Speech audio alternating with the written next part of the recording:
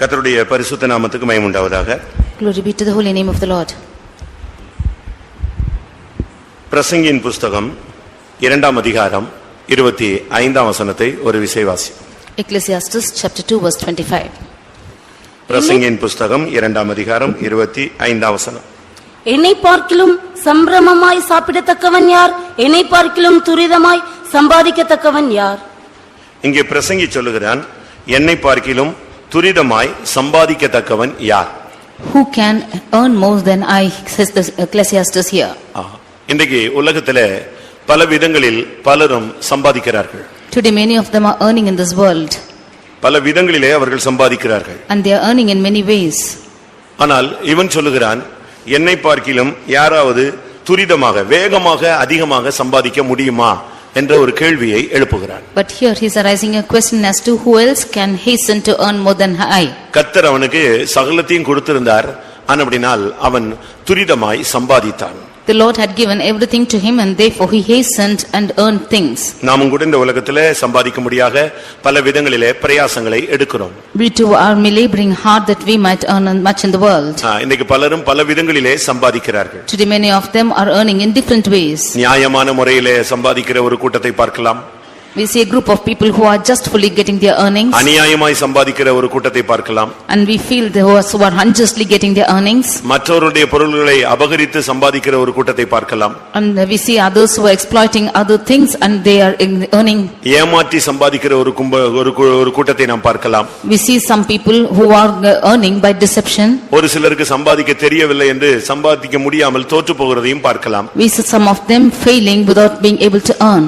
இப்படி பல விதங்களிலே சம்பாதிக்க திராணியற்ற பலரையும் நாம் பல விதங்களிலே பூமியிலே காண முடியும். We see that people who are in different aspects in this world that they are able to earn or not able to earn.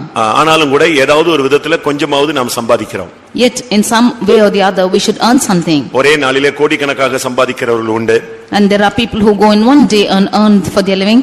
ஒரே நாளிலே லட்சக்கணக்கில் சம்பாதிக்கிறவர்கள் உண்டு. And there are in one day there are people who are earning lakhs and amount.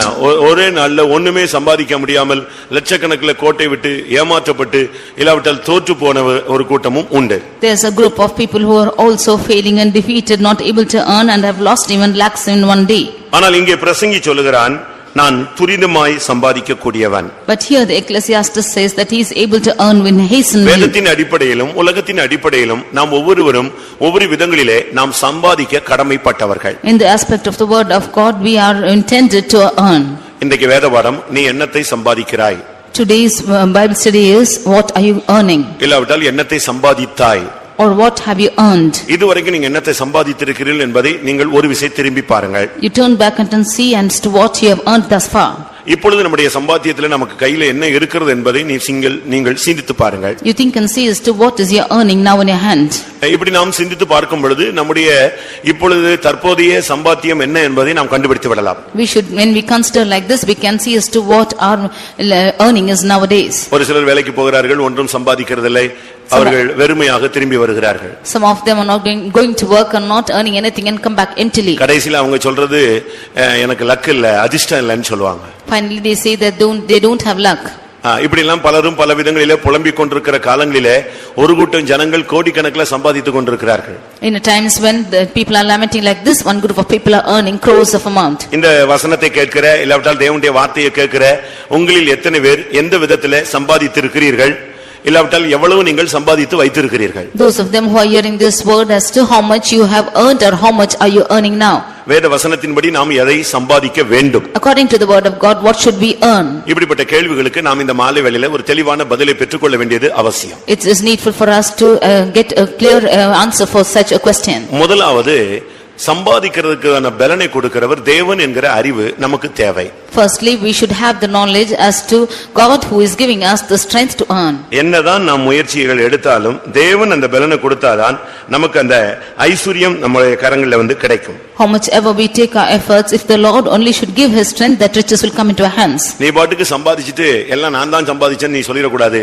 தேவன் கொடுத்தாருன்னு சொன்னேன்னா அது நிக்கும், இல்லனா அது போய்டும். You should not say that you have earned and you have earned by your labor, but if you say that the Lord has given, it will stand by hand. உபாகமம் 8ஆம் அதிகாரத்தை நாம் பார்க்கும் பொழுது, when we read in Deuteronomy chapter 8 17ஆம் வசனத்தை பார்க்கும் பொழுது, verse 17, என் சாமர்த்தியமும் என் கைபலனும் இந்த ஐஸ்வரியத்தை எனக்கு சம்பாதித்தது என்று நீ உன் இருதயத்தில் சொல்லிக் கொள்ளாமல் எச்சரிக்கையாய் இரு.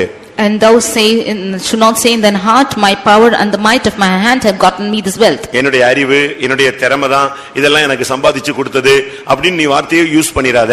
You don't use this word that it is your might and your talents which has got you this wealth. உபாகமம் 8:18 பார்க்கும் பொழுது when we read in Deuteronomy 8:18, ஐஸ்வரியத்தை சம்பாதிக்கிறதுக்கான பலனை கர்த்தரே உனக்கு கொடுக்கிறவர்.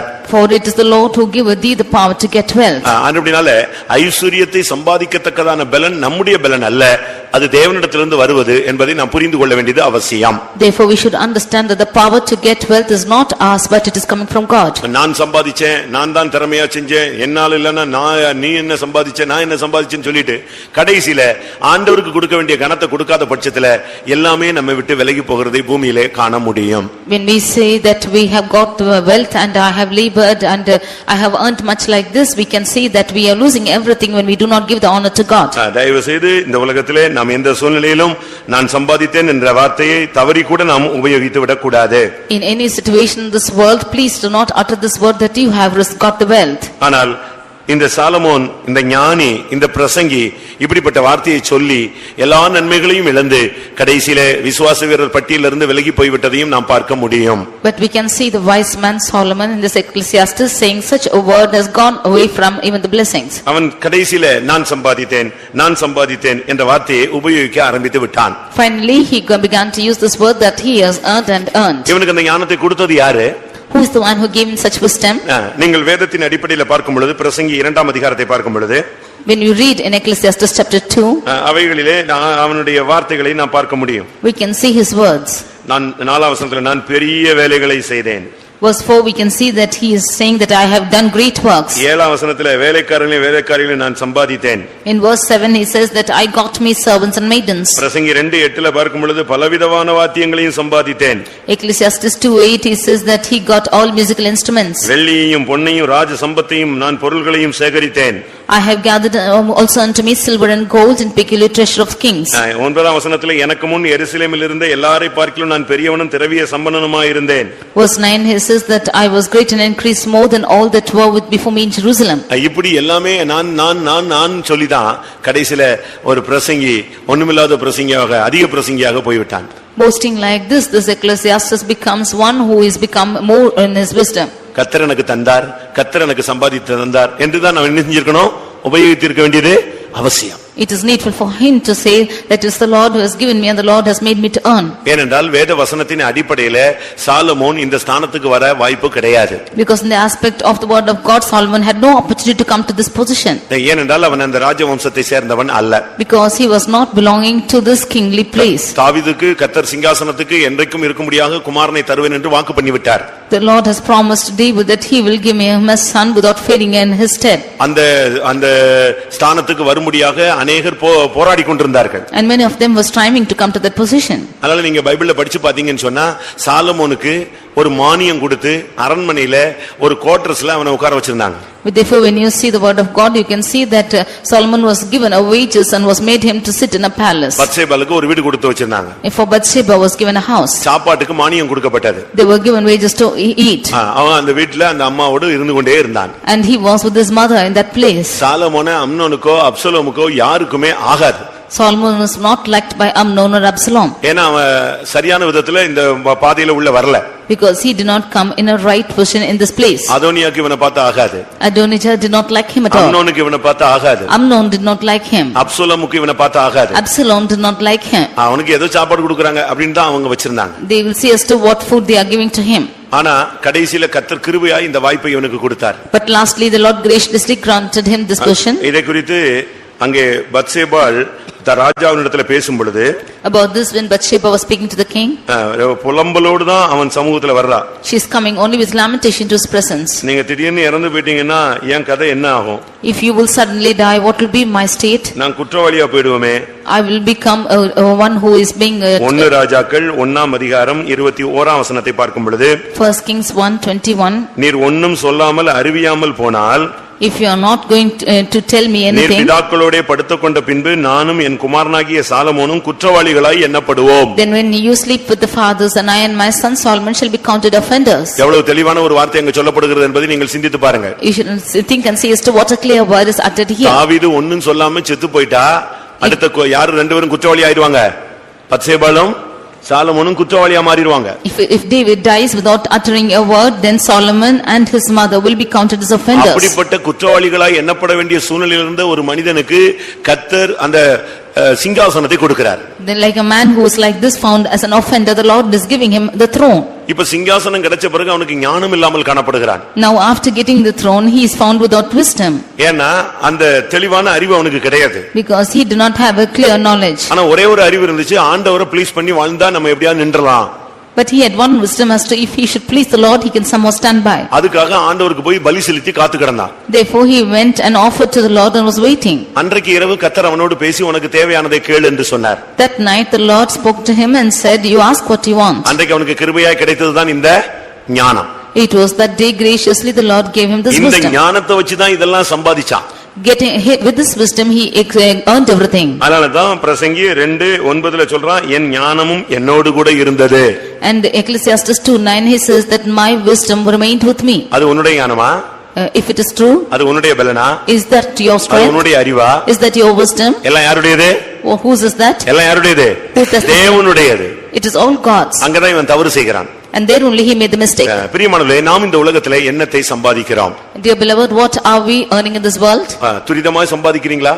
Are you hastily earning? துரிதமா சம்பாதிச்சு பரலோகத்தை விட்டுட்டா என்ன பிரயோஜனம்? If you hastily earn and leave heaven, what's the use? துரிதமாய் சம்பாதித்து விசுவாச வீரர் பட்டியலில் இருந்து வெளியே வந்துட்டா என்ன பிரயோஜனம்? If you hastily earn and lose the list of the heroes of faith, what's the use? நாம் சம்பாதிக்க வேண்டியது பல காரியங்கள் இருக்கிறது. There are many things which we had to earn. ஆனால் அந்த தரிசனத்தை விட்டு இந்த உலகத்துல பல காரியங்களை நாம் சம்பாதித்துக் கொண்டு இந்த உலக பாதையில போய் கொண்டே இருக்கிறோம். But leaving that vision, we are earning many things in this world and going in the worldly ways. நாம் சம்பாதிக்க வேண்டிய 7 காரியங்களை நான் உங்களுக்கு பின்பாக சொல்கிறேன். I would like to say later about 7 things which we have to earn.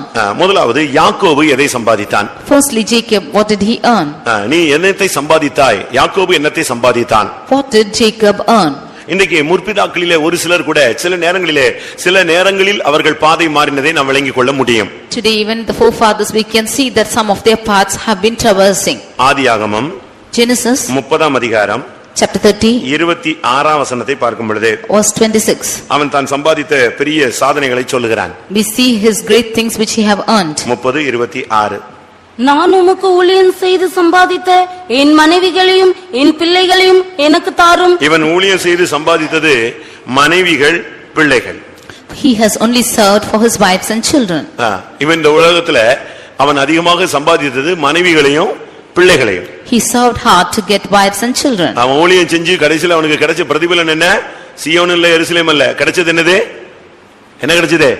மனைவிகள், பிள்ளைகள். He doing the ministry, finally he got not Zion and Jerusalem but wives and children. நீங்களும் கூட இந்த உலகத்துல என்னத்தை சம்பாதிச்சிருக்கீங்கன்னு உங்களுக்கு நீங்களே கேட்டு பாருங்க. அருமையான ஒரு மனைவி, அருமையான ஒரு புருஷன், 7 பிள்ளை, 4 பிள்ளை, ஒருத்தைக்கு ஒரே பிள்ளை, இப்படி நீங்க சம்பாதிச்சு வச்சுட்டு உட்கார்ந்திருக்கலாம். You can see as to what you have earned in this world, that you have a wife or a husband or 7 or 1 children like this. ஆதியாகமம் 31 அதிகாரத்துல பார்க்கும் பொழுது, When you read in Genesis chapter 31 18 வசனத்தை பார்க்கும் பொழுது, verse 18, தான் பதான் அராமிலே சம்பாதித்த மிருக ஜீவன்களாகிய மந்தைகள் அனைத்தையும் தன் பொருள்கள் எல்லாவற்றையும் எடுத்துக்கொண்டு கானான் தேசத்தில் இருக்கிற தன் தகப்பனாகிய ஈசாக்கின் இடத்துக்கு போக புறப்பட்டான். பாத்தீங்களா? தான் பதான் அராமிலே சம்பாதித்த மிருக ஜீவன், the cattle which he has got in Padan Aram.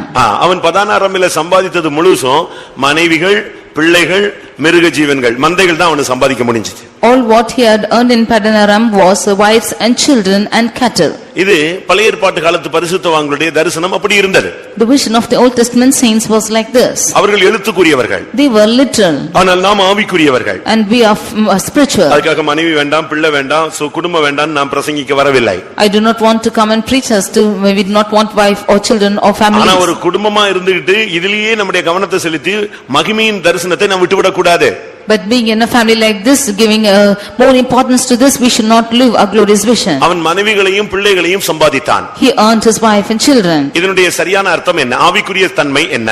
What is the right spiritual meaning of this? முதலாம் ராஜாக்கள் 11ஆம் அதிகாரம் 3ஆம் வசனத்திலே அவன் அதிகமான மனைவிகளை சம்பாதித்தான், அவர்கள் அவனுடைய இருதயத்தை வலிவி போக பண்ணினார்கள். First Kings 11:1 we see that he earned more of his wives and they made his heart to waver.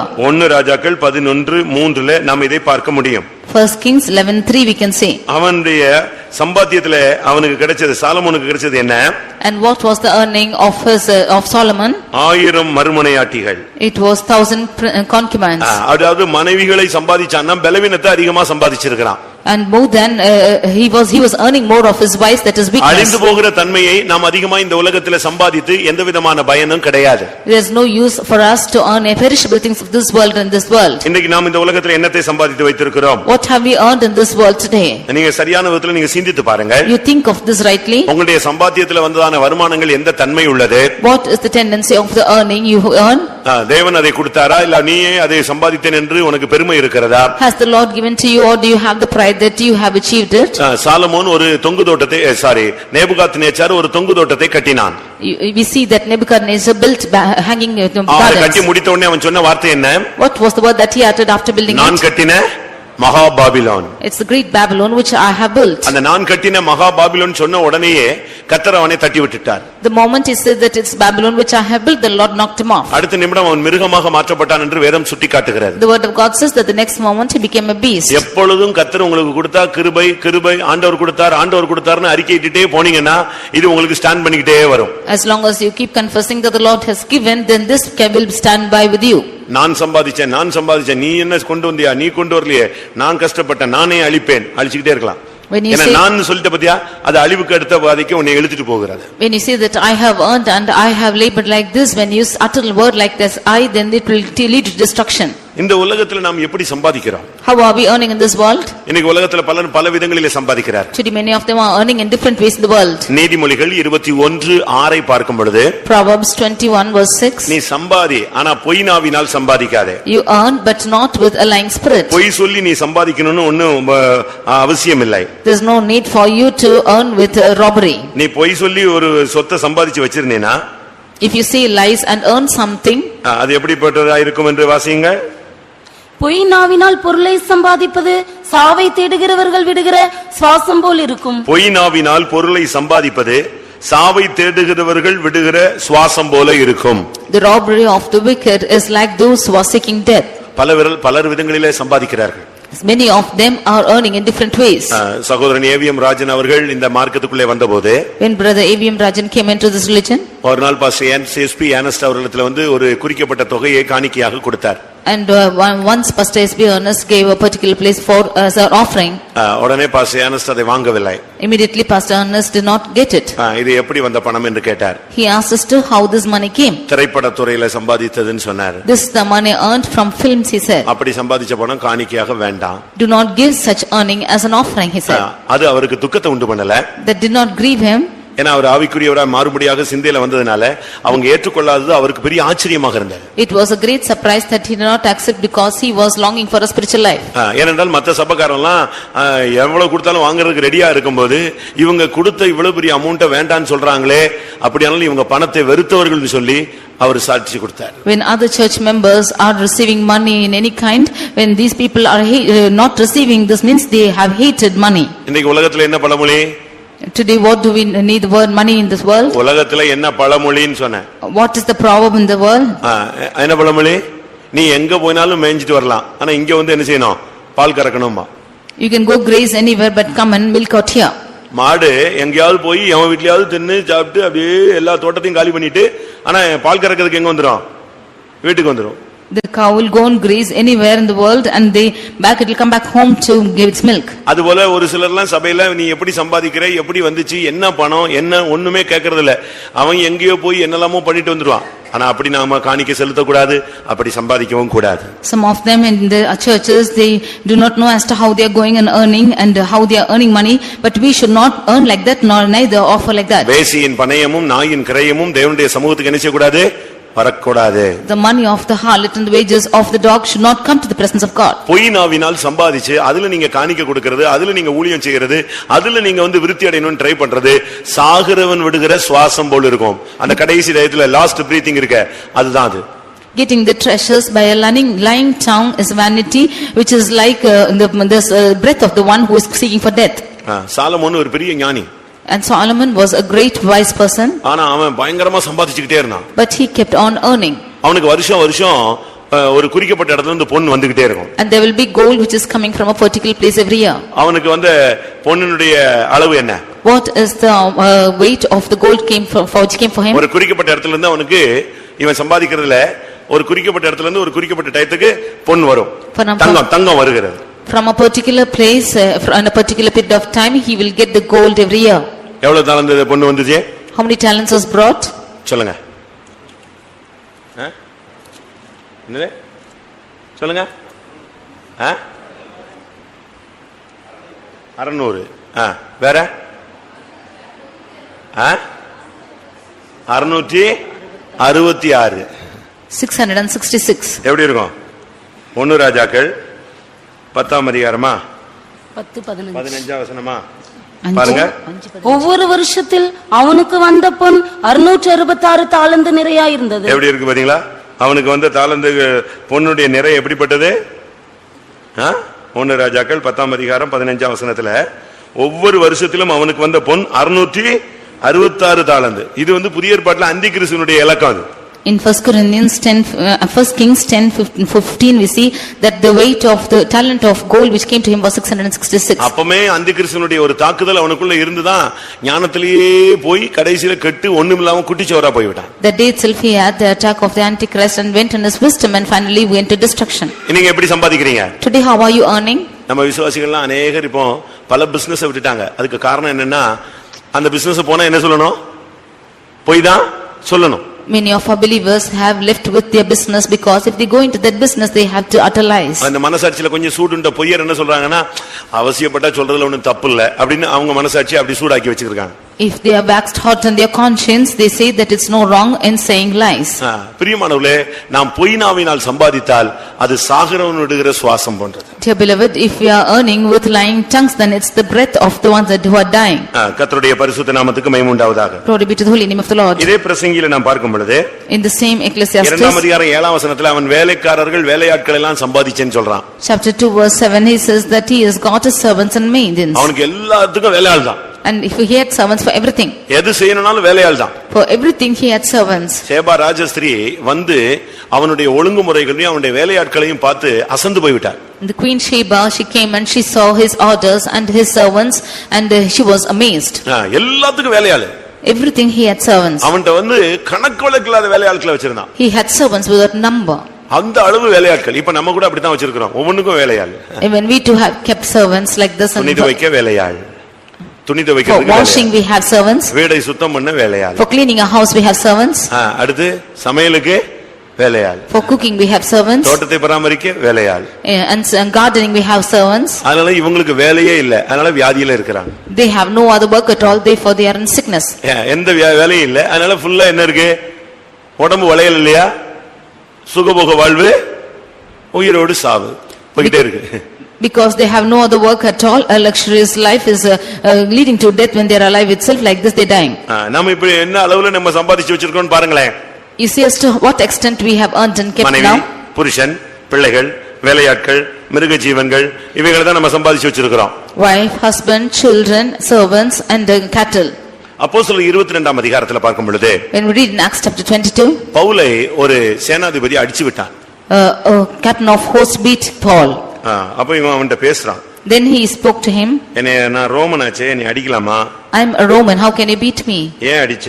Why did you beat me? அப்படினு சொல்றான். He is saying like this. உடனே அவன் கேக்குறான், சேனாபதி நீ ரோமனா அப்படினு கேக்குறான். Immediately the captain is asking us to whether he is a Roman. அவன் சொல்றான், ஆம் நான் ரோமன் தான். Then he is saying, yes, I am a Roman. அப்போஸ்தலர் 22, 27, 28ல நாம இத பார்க்க முடியும். In Acts 22, 27 and 28. உடனே அவன் சொன்னான், நான் மிகுந்த திரவியத்தினாலே இந்த ஸ்லாக்கியத்தை சம்பாதித்தேன். ஒரு ரோமனை அடிக்கிறதுக்கு நான் சம்பாதிச்சேன்னு சொல்றான்.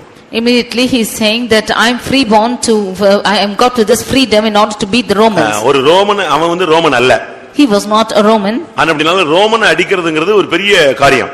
Therefore to beat a Roman was a great privilege. இவன் சொல்றான் நான் மிகுந்த திரவியத்தினாலே, இவன் ஒரு பெரிய பணக்காரன், அந்த சேனாபதி. அவன் சொல்றான் எனக்கு இருக்கிற பணத்தினால இப்போ உன்னை அடிக்கிறதுக்கு எனக்கு என்ன கிடைச்சதே, இந்த வாய்ப்பு கிடைச்சது. And the chief captain is saying that he with a great sum obtained this freedom to beat him. உங்களுடைய வசதி வாய்ப்புகள் எல்லாம் மற்றவங்களை துன்பப்படுத்துறதுக்காக நீங்க பயன்படுத்துறீங்களா? Are you using your facilities that you might torture the others? உங்களுடைய செல்வாக்கு மற்றவங்களை துன்பப்படுத்துறதுக்காக உபயோகப்படுத்துறீங்களா? Is your wealth being used to torture the others? இதத்தான் அப்ப நீ இந்த உலகத்துல சம்பாதித்து வைத்திருக்கிறாய். What have you earned in this world? ஒரு சிலர் ஏதாவது வரங்கள் கூட பணத்துல கிடைக்குமான்னு பாக்குறான். Some of them see if they are receiving any gifts also through money. அப்போஸ்தலர் 8ஆம் அதிகாரத்துல பார்க்கும் பொழுது, when we read in Acts chapter 8, ஒரு மாயவித்தைக்காரன் ரட்சிக்கப்பட்டான். a soothsayer got saved. இயேசுவை விசுவாசித்தான். And he believed in Jesus. ஞானஸ்நானம் பெற்றுக்கொண்டான். And he received baptism. ஆனால் அவனுக்கு அபிஷேகம் கிடைக்கவில்லை. But he did not receive the Holy Spirit. ஏன் அபிஷேகம் கிடைக்கல? Why didn't he get it? அவன் ஞானஸ்நானம் எடுத்தான், விசுவாசித்தான், இயேசுவை தெய்வம் என்று ஒத்துக்கொண்டான். ஆனால் மனம் திரும்பவில்லை. He took baptism and he believed and accepted that Jesus and but he did not repent. அப்படிதான் அப்போஸ்தலர் 8ஆம் அதிகாரம் 13ஆம் வசனத்திலே சொல்லப்பட்டிருக்கிறார். This is what it is in Acts 8 chapter verse 13. அவன் சீமோன் விசுவாசித்தான், ஞானஸ்நானம் பெற்றான். That Simon believed and was baptized. ஆனால் அவன் அபிஷேகம் பெறவில்லை. But he did not receive the Holy Spirit. இப்பொழுது அப்போஸ்தலர்கள் ஜெபித்து அங்க உள்ள ஜனங்கள் அபிஷேகம் பெறுகிறார்கள். Now the apostles came and prayed and the people there received the Holy Ghost.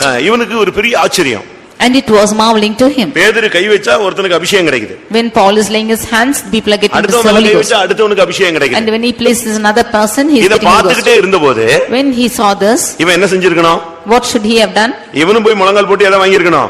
அபிஷேகத்தை பெற்றிருக்கணும். He too should have gone, knelt down and received the Holy Ghost. இவனுக்கு தன்னை பெரிய ஆள் ஆக்கணுங்கிற அந்த ஆவி ஏற்கனவே உள்ள இருந்துச்சு, மனம் திரும்பாதனால அது இன்னும் போகல. Already the spirit within him was to that he should prove himself great because he did not repent, the spirit did not depart from him. இப்போ அவன் உடனே வீட்டுக்கு போனான். Now he went back home. வீட்ல இருக்கிற பணத்தை எல்லாம் தூக்குனான். Took all the money from his house. நேரா பேதுருட்ட கொடுத்தான். Came straight. இந்த பணத்தை நீங்க ஏத்துக்கங்க. And asked Peter to accept the money. நான் யார் மேல எல்லாம் கை வைக்கிறேனோ அவனுக்கு என்ன வரணும்? அபிஷேகம் வரணும். Whomever I lay my hands upon, they also should be received the Holy Ghost. உனக்கு அபிஷேகம் கிடைக்கல, ஆனா நீ கை வச்சா மத்தவனுக்கு அபிஷேகம் கிடைக்கணும். You yourself did not get the Holy Ghost, but if you lay your hands, others should receive the Holy Ghost. அவன் மைண்ட்ல பணத்தினால இந்த ஊழியத்தை செஞ்சிரலாம், அற்புதங்களை செய்யலாம்னு அவன் யோசிச்சான். Therefore in his thought he thought to do this ministry and do the miracles with his money. அதனால தான் அப்போஸ்தலர் 8ஆம் அதிகாரம் 20ஆம் வசனத்துல பேதுரு அவனை நோக்கி, தேவனுடைய வரத்தை பணத்தினாலே சம்பாதித்துக் கொள்ளலாம் என்று நீ நினைக்கிறபடினால் உன் பணம் உன்னோடு கூட நாசமாய் போக கடவது. Therefore in Acts 8 chapter verse 20, St. Peter says, thy money perish with thee because thou hast thought that the gift of God may be purchased with money. இதுல இருந்து என்ன விளங்கிக் கொள்கிறோம்? What do we understand from this? பணத்தை வைத்து சபையில எந்த காரியமும் சாதிக்க கூடாது, சாதிக்க முடியாது. With money you should not prove anything to the church or should not prove. பணத்தை வைத்து ஊழியங்களிலே எதையும் சாதிக்கணும்னு நினைச்சோம்னா அது தவறு. If you want to establish anything in the ministry with money, that is wrong. அன்றைக்கு அவன் பணத்தை வச்சு வரங்களை பெற்றுக்கொள்ளலாம் என்று யோசித்தான். ஆனால் இன்றைக்கு ஒரு கூட்டம் வரத்தை வைத்து பணத்தை சம்பாதித்துக் கொண்டு இருக்கிறது.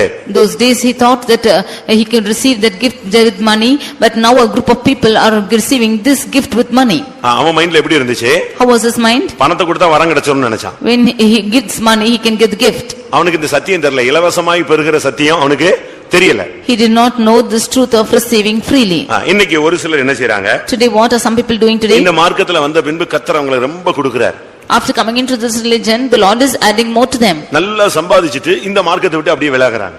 After earning into a lot, they are coming into this religion. ரெண்டு கூட்டத்தை சபையில நீங்க பார்க்கலாம். You can see two groups of people in the church. ஒன்றுமில்லாம இந்த சபைக்குள்ள சபையில விலையேறப்பட்ட ஆசீர்வாதங்களை பெற்றுக்கொண்டவர்கள் உண்டு. People who come without anything are coming and receiving precious blessings. செழிப்பாய் மாற்றப்பட்டவர்கள் உண்டு. And those of them who are flourishing. கர்த்தரை நம்புகிறவனோ செழிப்பான். He who believes in the Lord shall be blessed. ஆனா ஒரு சிலர் இந்த சபையில நல்லா ஆசீர்வதிக்கப்பட்டு இந்த மார்க்கத்துல நல்லா ஆசீர்வதிக்கப்பட்டு எல்லாம் கிடைச்ச உடனே மெல்ல அப்படியே தேவனை விட்டு விலகுறாங்க. Some of them after coming to this religion and are blessed more, they depart slowly. அது தவறு. That's wrong. அது ஒரு இளைய குமாரனுடைய வாழ்க்கை. That is the life of a prodigal son. யாக்கோபு ஏசா ரெண்டு பேரும் அண்ணன் தம்பி, ஆனா ரெண்டு பேரும் புத்தியிலும் இது இருந்துச்சு. Jacob and Esau were both brethren, but it was in their mind. அவங்க கானான் தேசத்துல சம்பாதிச்சாங்க, சம்பாதிச்ச பிறகு அவங்க ரூட்டை மாத்தினாங்க. They earned in the land of Canaan and they, after earning they changed. கானான் என்பது சபையை காண்பிக்கிறார், Canaan shows the church, இல்லாவிட்டால் இந்த மார்க்கத்தை காண்பிக்கிறார், or it shows this religion, இல்லாவிட்டால் கிறிஸ்தவ வாழ்வை காண்பிக்கிறார், or it shows the Christian life, கிறிஸ்துவை பின்பற்றுகிற வாழ்க்கையை காண்பிக்கிறார், it shows the life of following Christ, கர்த்தருக்குள் வாழ்கிற வாழ்க்கையை காண்பிக்கிறார். it shows the life of living after Christ. இதுக்குள்ள வந்த பிறகு கர்த்தர் உன்னை ஆசீர்வதிப்பார். This, after coming into this religion, the Lord will உன்னை bless you. ஆசீர்வதித்து நம்பிக்கையோடு உன்னை மேன்மைப்படுத்தும் போது நீ இதெல்லாம் தூக்கிக்கிட்டு அப்படியே சபையை விட்டு கானானை விட்டு கிறிஸ்துவுக்குள்ளான வாழ்க்கையை விட்டு உலகத்துக்கு பக்கம் நீ போயிடக்கூடாது. When the Lord blesses you, you should not go towards the world living this life of Canaan and living the life into இப்படி போன ஒரு life. பெரிய கூட்டம் சபையில இருக்கு. There's a great group of people in the church like ஒரு this. Group, பெரிய group இங்க வந்து நல்லா ஆசீர்வதிக்கப்பட்டுட்டு ஏதாவது ஒரு காரணத்தை சொல்லி ஏதாவது ஒரு சின்ன பிரச்சனையில அப்படியே அந்த ஆசீர்வாதத்தோடு வெளியே போயிடுவான். This great group, after coming to the church, receiving a great blessing with some small problem, they depart from the church like that. ஆதியாகமம் 46ல பார்க்கும் பொழுது, And we read in Genesis chapter 46, அங்கே யாக்கோபு எல்லாவற்றையும் எடுத்துக்கொண்டு எகிப்துக்கு புறப்பட்டு விட்டான். there Jacob took everything and began to journey. 46:6 பார்க்கும் பொழுது, 44:6, தங்கள் ஆடு மாடுகளையும் தாங்கள் கானான் தேசத்திலே சம்பாதித்த தங்கள் பொருள்களையும் சேர்த்துக்கொண்டு எல்லாரும் எகிப்துக்கு போனார்கள். they gathered everything which they have earned and the cattle and they went to Egypt. ஆவிக்குரிய ஜீவியத்துல வந்த பிறகு கர்த்தர் உன்னை ஆசீர்வதிச்ச உடனே நீ எகிப்துக்கு போக கூடாது, பின்மாற்றத்துக்கு நீ போக கூடாது, உலக ஆசீர்வாதத்துக்கு பின்னால நீ போக கூடாது. After the Lord is blessing you, you should not go back into backsliding nor into the world after the Lord has blessed you. ஆதியாகமம் 36:6 பார்க்கும் பொழுது, Genesis 36:6, அங்கே ஏசா கானான் தேசத்திலே சம்பாதித்த எல்லாவற்றையும் எடுத்துக்கொண்டு அவன் வேற தேசத்துக்கு போய்விட்டான். what Esau had earned in the land of Canaan, he went to another place. 36:6 ஏசா, 46:6 யாக்கோபு. 36:6 is Esau and 46:6 is Jacob. ரெண்டு இடத்துல நீங்க பாத்தீங்கன்னா அண்ணனும் தம்பியும் கானான் தேசத்துல வந்த பிறகு ஒண்ணுமில்லாம வந்து வெறும் கோலும் தடியுமாய் வந்து அவன் கோடி கணக்குல சம்பாதிச்சுட்டு அப்படியே பின்மாற்றி போய் அந்த உலக ஆசீர்வாதங்களை மூழ்கி விடுவது.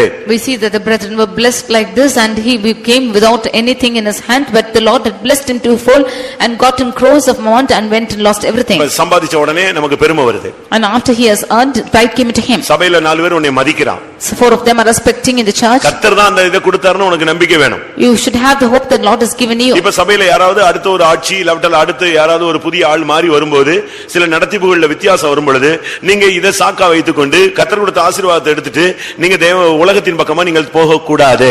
In the next rule or next leadership, when there is some change taking place in you, you should not take this wealth and go back into the world. பட்டினியோ பரிபூர்ணமோ, whether it is hunger or ஆல்வோ சாவோ, நீ சபைக்குள்ள கர்த்தருக்குள்ள கிறிஸ்துவின் அன்பில நீ நிற்க பழக வேண்டும். whether it is life or death, you should learn to stand in the love of Christ in the church. அந்த இளைய குமாரனை போல தகப்பன் வீட்ல இருந்து ஒரு வளர்ச்சி வரைக்கும் அமைதியா இருந்துட்டு எல்லாத்தையும் மொத்தமா வாரிட்டு கிளம்பி போனேன்னா முடிவென்ன?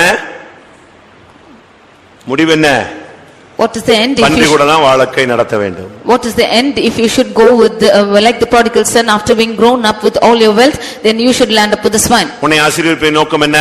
What is the plan for God blessing உன்னை you? உயர்த்துவதின் நோக்கம் என்ன? What is the use of exalting உன்னை you? தேவன் கனப்படுத்துகிற நோக்கம் என்ன? What is the use of God exalting you?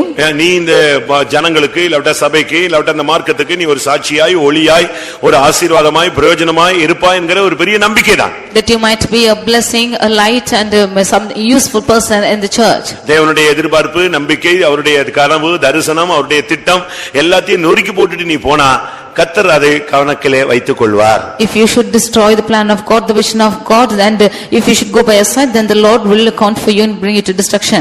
யாக்கோபு தான் சம்பாதித்ததெல்லாம் யோசேப்புக்கு கொடுத்தான். What Jacob earned, he gave to Joseph. அவனுக்கு எதெல்லாம் அவன் தனித்து நின்னு சம்பாதிச்சானோ அது அவ்வளத்தையும் யோசேப்புக்கு கொடுத்தான். All what he strived hard and earned, he gave to Joseph. நாம் பார்க்கலாம். ஆதியாகமம் 48:22 பார்க்கும் பொழுது, when we read in Genesis chapter 48 verse 22, அங்க என்ன சொல்லப்பட்டிருக்கிறது? what is said there? தான் வாசிங்க. உன் சகோதரருக்கு கொடுத்ததை பார்க்கிலும் நான் என் பட்டயத்தாலும் என் வில்லினாலும் எமோரியர் கையிலிருந்து சம்பாதித்த ஒரு நிலத்தை உனக்கு அதிகமான பங்காக கொடுத்தேன். அதிகமான பங்காய் அவன் யோசேப்புக்கு கொடுத்தான். And he gave an extra portion to Joseph. அதுதான் ஒரு தகப்பனுடைய சிந்தை. That is the mind of the father. அதாவது இது எதை காண்பிக்கிறது? What does this show? நம்முடைய சம்பாத்தியம் முழுவதும் யோசேப்புக்கு போய் சேரணும். அதிகமான பங்கு யோசேப்பிட்ட போய் சேரணும்.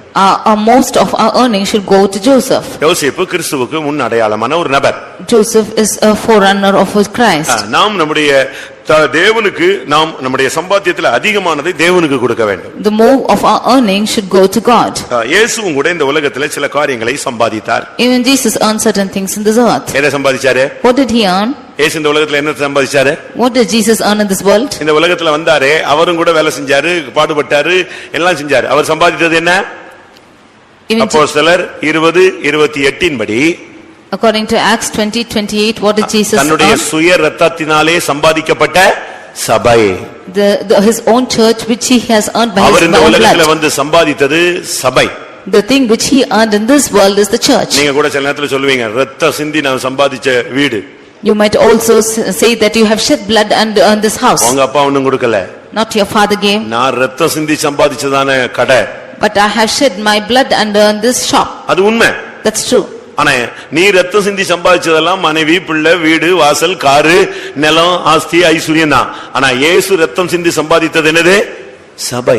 You shedding your blood, you have earned your wife, your children, your house and your land and so on. But what Jesus has earned is the church. 74 சங்கீதம் 2ஆம் வசனத்தை சொல்லி இருக்கு, நீர் பூர்வ காலத்தில் சம்பாதித்த சபை என்று சொல்லி இருக்கிறார். 74th Psalm verse 2, we see that is the church which you have earned in four place. நீங்க இந்த உலகத்துல வந்து டெய்லி காலையில போறீங்க, சாயங்காலம் வரீங்க, எவ்வளவு தூரம் பயணப்படுறீங்க, சாப்பிடாம போறீங்க, பலவீனப்படுறீங்க, அலையுறீங்க, கஷ்டப்படுறீங்க, விழிச்சிருக்கிறீங்க, இவ்வளவு நீங்க செஞ்சு சம்பாதிச்சது என்ன? You are going every day for your work, you are suffering hard and you are laboring much and having, in spite of all this, what is the thing you did earned? மற்றவங்களை அடிக்கக்கூடிய சம்பாத்தியம் உனக்கு இருக்கா? Do you have the earning that others will perish? இல்ல விட்ட வேலையாட்கள் எல்லாம் சம்பாதிச்சு வச்சிருக்கீங்களா? Or have you earned servants? இல்ல மனைவி, பிள்ளைகள், வீடு, வாசல், இவ்வளவுதாங்க, இதுதான் நான் இவ்வளவு நாள் கஷ்டப்பட்டு எனக்கு கிடைச்சது இவ்வளவுதான் அப்படின்னு சொல்றீங்களா? Or do you say that you have earned wife, children and your house and lands? நீங்களே யோசிச்சு பாருங்க. You just think and say. நாம் சம்பாதிக்க வேண்டிய சில காரியங்கள். There are certain things which we have to earn. கர்த்தர் வந்து மனைவி, புருஷன், பிள்ளை, வீடு, வசதி இதெல்லாம் உனக்கு தருவார். God will give you a wife, a husband or children or land and facilities, everything he will give. மனைவியை தேடாதே, அவரே அழகா தேடி கொடுப்பார். Don't seek for wife, he will seek for you. கர்த்தரே எல்லாம் செய்வார். The Lord will do it. முதலாவது தேவனுடைய ராஜ்யத்தை தேடுங்கள், இவைகள் எல்லாம் என்ன செய்யும்? இவைகள் எல்லாம் கூட கொடுக்கப்படும். Seek ye first the kingdom of God and everything shall be added to you. ஆனா நம்ம சம்பாதிக்க வேண்டியது என்ன? But what is the thing which we should earn? நீதிமொழிகள் 3ஆம் அதிகாரம் Proverbs chapter 3 13ஆம் வசனத்தை பார்க்கும் பொழுது, verse 13. 3:13 ஞானத்தை கண்டடைகிற மனுஷனும் புத்தியை சம்பாதிக்கிற மனுஷனும் பாக்கியவான்கள். புத்தியை சம்பாதிக்கிற மனுஷன் பாக்கியவான். Happy is the man that forgetteth understanding. முதலாவது நாம் ஒரு ஆவிக்குரிய சபைக்குள்ள வந்துட்ட பிறகு, ஞானஸ்நானம் பெற்று பரிசுத்த ஆவி பெற்ற பின்பு நாம் சம்பாதிக்க வேண்டிய முக்கியமான தன்மை என்னன்னா, ஃபர்ஸ்ட் புத்தி. After taking the baptism and the Holy Spirit, the first thing what we have to earn is understanding. புத்தி எப்படி வரும்? How will understanding come? யோபு 28:28 பார்க்கும் பொழுது, Job 28:28. அங்க என்ன சொல்லி இருக்கிறது? What is said there? பொல்லாப்பை விட்டு விலகுவதே புத்தி. To depart from evil is understanding. இந்த உலகத்துல வந்த பின்பு, இந்த மார்க்கத்துல வந்த பிறகு முதலாவது பொல்லாப்பை விட்டு விலகணும். அது ஒரு பெரிய சம்பாத்தியம். After coming into this religion, firstly we should depart from evil. நமக்குள்ள இருக்கிற இந்த உலக பிரகாரமான தொடர்புகள் எல்லாம் துண்டிக்கணும். All our earthly connections should be dropped off. பொல்லாங்காய் தோன்றுகிற எல்லாவற்றையும் விட்டு விலகுங்கள். We should depart from everything which seems to be evil. இதைத்தான் நம்ம சபையில என்ன சொல்லி கொடுக்கிறோம்னா, வேறுபாட்டின் ஜீவியம்னு சொல்லுகிறோம். That is why in our church we say the life of separation. பேதுரு பிரசங்கம் பண்ணி முடித்த உடனே ஜனங்கள் ஞானஸ்நானத்துக்கு வந்து நிக்கறாங்க. When Peter being finished his preaching, people came for baptism. இப்போ நாங்க என்ன செய்யணும்னு கேக்குறாங்க. They asked us to what we should do. First சொல்லப்பட்ட வார்த்தை என்ன தெரியுமா? மாறுபாடான இந்த உலகத்தின் மாறுபாடான இந்த சந்ததியை விட்டு விலகி உங்களை ரட்சித்துக் கொள்ளுங்கள். You set you out from this untoward generation and save yourselves. முதலாவது நீ உனக்கு தேவை, நீ சம்பாதிக்க வேண்டியது புத்தி. Firstly you should earn understanding. புத்தின்னு சொன்னா படிப்புல வர்றதல்ல. This understanding is not coming from studying. நீ ஒரு ஸ்கூல்ல போய் படிச்சிட்டு வர்றது புத்தி அல்ல. Going to school and studying is not understanding. இது வந்து வாழ்க்கையில படிக்கிறதுக்கு முன்பாக, படிச்ச பின்பு வாழ்க்கை முழுவதும் இருக்க வேண்டிய ஒரு தன்மை, பொல்லாப்பை விட்டு விலகணும். This is the aspect which you should have before and after learning is all the life. நீதிமொழிகள்ல சொல்லி இருக்கிறது, என்னத்தை சம்பாதிச்சாலும் புத்தியை சம்பாதி. Therefore it is said that whatever you should earn, வீடு, வாசல், கார் எல்லாம் நீ சம்பாதிச்சு வை, கரெக்ட். ஆனா என்னத்தை சம்பாதிச்சாலும் சம்பாதிச்சுக்கோ, ஆனா புத்தியை சம்பாதின்னு சொல்றாங்க. It is good you have earned everything, house and lands, but whatever you earn, you earn understanding. நல்ல புத்திசாலிகள் கூட சில நேரத்துல புத்தி இல்லாம செயல்படுவாங்க. And some of them who are even in good understanding are unrelevant to it. நமக்கு இந்த நாட்களிலே புத்தியை சம்பாதிக்க கர்த்தர் கிருபை தர வேண்டும். These days the Lord should give us grace that we might get understanding. அடுத்ததாக ஞானத்தை சம்பாதித்தல். Nextly, getting wisdom. நீதிமொழிகள் 4ஆம் அதிகாரம் Proverbs chapter 4, 5ஆம் வசனம். verse 5. ஞானத்தை சம்பாதி, புத்தியையும் சம்பாதி. எப்படி? ஞானத்தை சம்பாதி, புத்தியையும் சம்பாதி. Get wisdom, get understanding. இன்னும் சரியா சொன்னா 7ஆம் வசனத்தை பாருங்க. And in 7th verse, ஞானமே முக்கியம், ஞானத்தை சம்பாதி, எண்ணத்தை சம்பாதித்தாலும் புத்தியை சம்பாதித்துக்கொள். அப்ப ஞானத்துக்கும் புத்திக்கும் ஒரு பெரிய வித்தியாசம் இருக்கு. then there is a great difference between wisdom and understanding. இந்த ரெண்டுமே வித்தியாசமான ஒரு பொக்கிஷங்கள். These are two treasures which have differences. முதலாவது நீ புத்தியை சம்பாதி. Firstly, get understanding. எதெல்லாம் தப்புங்கறத பார்த்துட்டு அந்த விட்டு வெளியே வா. See what is evil and depart from it. ஒரு விதத்துல அது மனம் திரும்பின வாழ்க்கை, இரண்டாவது விதத்துல வேறுபாட்டின் வாழ்க்கை. Firstly, it is the life of repentance, and nextly the life of separation. இன்னும் அந்த பொல்லாப்பா தெரிஞ்சதை விட்டுட்டு அது பிடிக்க அதையே பிடிச்சிட்டு தொங்கிட்டே இருக்க கூடாது. You should not still not hang on to things which seem to be evil. நன்மை தீமை இன்னதென்று மனுபுத்திரனே அவர் உனக்கு அறிவித்திருக்கிறார். O man of God, the Lord has shown what is good and evil. உங்களுக்கு ஒண்ணுமே தெரியாதா? Do you not know anything? நாம ஒண்ணும் புத்தி பதிலித்தவர்கள் அல்ல. We are not the one who are not having wisdom. இது தவறு, இது சரி அப்படிங்கற பகுத்தறியக்கூடிய கிருபையை கர்த்தர் தந்திருக்கிறார். The Lord has given us a discerning spirit as to what is good and wrong. அப்ப நீ அந்த பொல்லாப்பை விட்டு வெளியே வரணும். Then from that evil you should come out. அப்பொழுது நீ புத்தியை சம்பாதிக்கிறாய். Then you will earn wisdom. ஒரு தெளிவான ஒரு மனப்பான்மை உனக்கு கிடைக்கிறது. You will have a clear aspect. இரண்டாவது ஞானத்தை சம்பாதிக்கிறாய். Secondly, get wisdom. அது எதை காண்பிக்கிறது? What does this show? கர்த்தருக்கு பயப்படுகிற ஒரு வாழ்க்கை. It shows a life which is fearing the Lord. அத சம்பாதி. You get it. கர்த்தருக்கு பயப்படாம நீ மனுஷனுக்கும் ஆபீசர்களுக்கும் மேல உள்ள ஆளுங்களுக்கும் லோக்கல்ல உள்ள ஆளுங்களுக்கும் சபையில உள்ளவங்களுக்கும் போதகர்களுக்கும் இவங்களுக்கெல்லாம் பயப்படுறதெல்லாம் கரெக்ட். ஆனா எல்லாவற்றுக்கும் மேலாக நீ யாருக்கு பயப்படணும்? கர்த்தருக்கு பயப்படுகிற பயம் ஞானத்தின் ஆரம்பம். அத சம்பாதி. It is good that you are hearkening or obeying to the ones who are higher above you and your higher authorities, but the first thing is you receive the fear of God, and that is wisdom. இந்த கர்த்தருக்கு பயப்படுகிற பயம் நம்ம சொல்றமே, இது கிடைக்குமா? What the fear of the Lord, shall we get it? இது பரிசுத்த ஆவியில நமக்கு கிடைக்கிறது. This is given to us by the Holy Ghost. ஏசாயா 11:2 பார்க்கும் பொழுது Isaiah chapter 11 verse 2, அங்கே சொல்லி இருக்கிறது கர்த்தருக்கு பயப்படுகிற பயத்தை அருளும் ஆவி. it is said that the spirit of fear which is given by the கர்த்தருக்கு Spirit of God. பயப்படுகிற பயத்தை அருளும் ஆவி அபிஷேகத்தில் இருக்கிறது. It is the spirit of wisdom which is given in the Holy Spirit. மூன்றாவதாக Thirdly, நீதிமொழிகள் 18:15 பார்க்கும் பொழுது Proverbs 18:15, அறிவை சம்பாதி. you get knowledge. 18:15 புத்திமானுடைய மனம் அறிவை சம்பாதிக்கும், புத்திமானுடைய மனம் அறிவை சம்பாதிக்கும். The heart of the prudent getteth knowledge. நமக்கு இந்த நாட்கள்ல அறிவை சம்பாதிக்கணும். These days we should get knowledge. அறிவுன்னு சொன்ன உடனே இந்த உலக knowledge நம்ம ஜிகே நினைச்சிர கூடாது. We should not say that it's the knowledge of this world, no general knowledge அப்படி நினைச்சிர கூடாது. We should not think that this is general knowledge. கர்த்தர் பைபிள்ல சொல்ற அறிவுனா என்ன? What is the knowledge which the word of God says? பரிசுத்தரை அறிகிறதே அறிவு. The knowledge of knowing the Holy One is the knowledge. புதிய ஏற்பாட்டில் அறிவுனா என்ன? What is the knowledge in the New Testament? நம்முடைய கர்த்தராகிய இயேசு கிறிஸ்துவை அறிகிற அறிவு. The knowledge of knowing our Lord Jesus Christ. இதை பிலிப்பியர்ல நான் பார்க்கும் பொழுது when we read this in Philippians, என்னுடைய கர்த்தராகிய இயேசு கிறிஸ்துவை அறிகிற அறிவின் மேன்மைக்காக நான் எல்லாவற்றையும் குப்பையும் என்று எல்லாவற்றையும் நான் நஷ்டம் என்று விட்டேன், குப்பையாக எண்ணுகிறேன். I have counted everything as loss and dung that I might know Christ. பிலிப்பியர் 3ஆம் அதிகாரம் 7லே நாம் இதை பார்க்க முடியும். 8ஆம் வசனத்திலே பார்க்க முடியும். Philippians 3rd chapter verses 7 and 8 we can see this. பிலிப்பியர் 3:8. Philippians 3:8. அங்க என்ன சொல்லி இருக்கிறது? What is said there? என் கர்த்தராகிய இயேசு கிறிஸ்துவை அறிகிற அறிவு.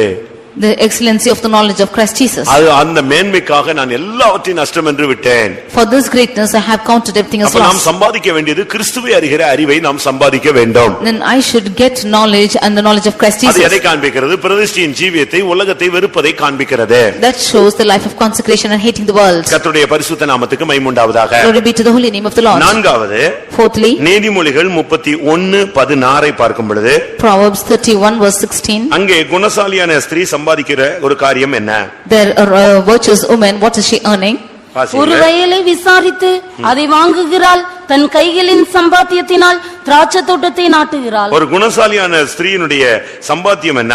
தன் கைகளின் சம்பாத்தியம் அவளுக்கு திராட்சை தோட்டத்தை கொடுக்கிறது. The labor of the works of the hands of a virtuous woman is she is getting a vineyard. அவளுடைய கைகளில் அவளுக்கு ஒரு கைகளில் ஒரு சம்பாத்தியம் இருக்கிறது. She is having the fruit of her hands. அந்த சம்பாத்தியத்துல அவ செய்யறது என்ன? திராட்சை தோட்டத்தை நாட்டுகிறாள். She is planting a vineyard with that earning. இது திராட்சை தோட்டம் என்பது சபையை காண்பிக்கிறது. This vineyard shows the church. மகிழ்ச்சியான வாழ்க்கையை காண்பிக்கிறது. It shows a joyous life. அது ஆவிக்குரிய வளர்ச்சியை காண்பிக்கிறது. It shows the spiritual growth.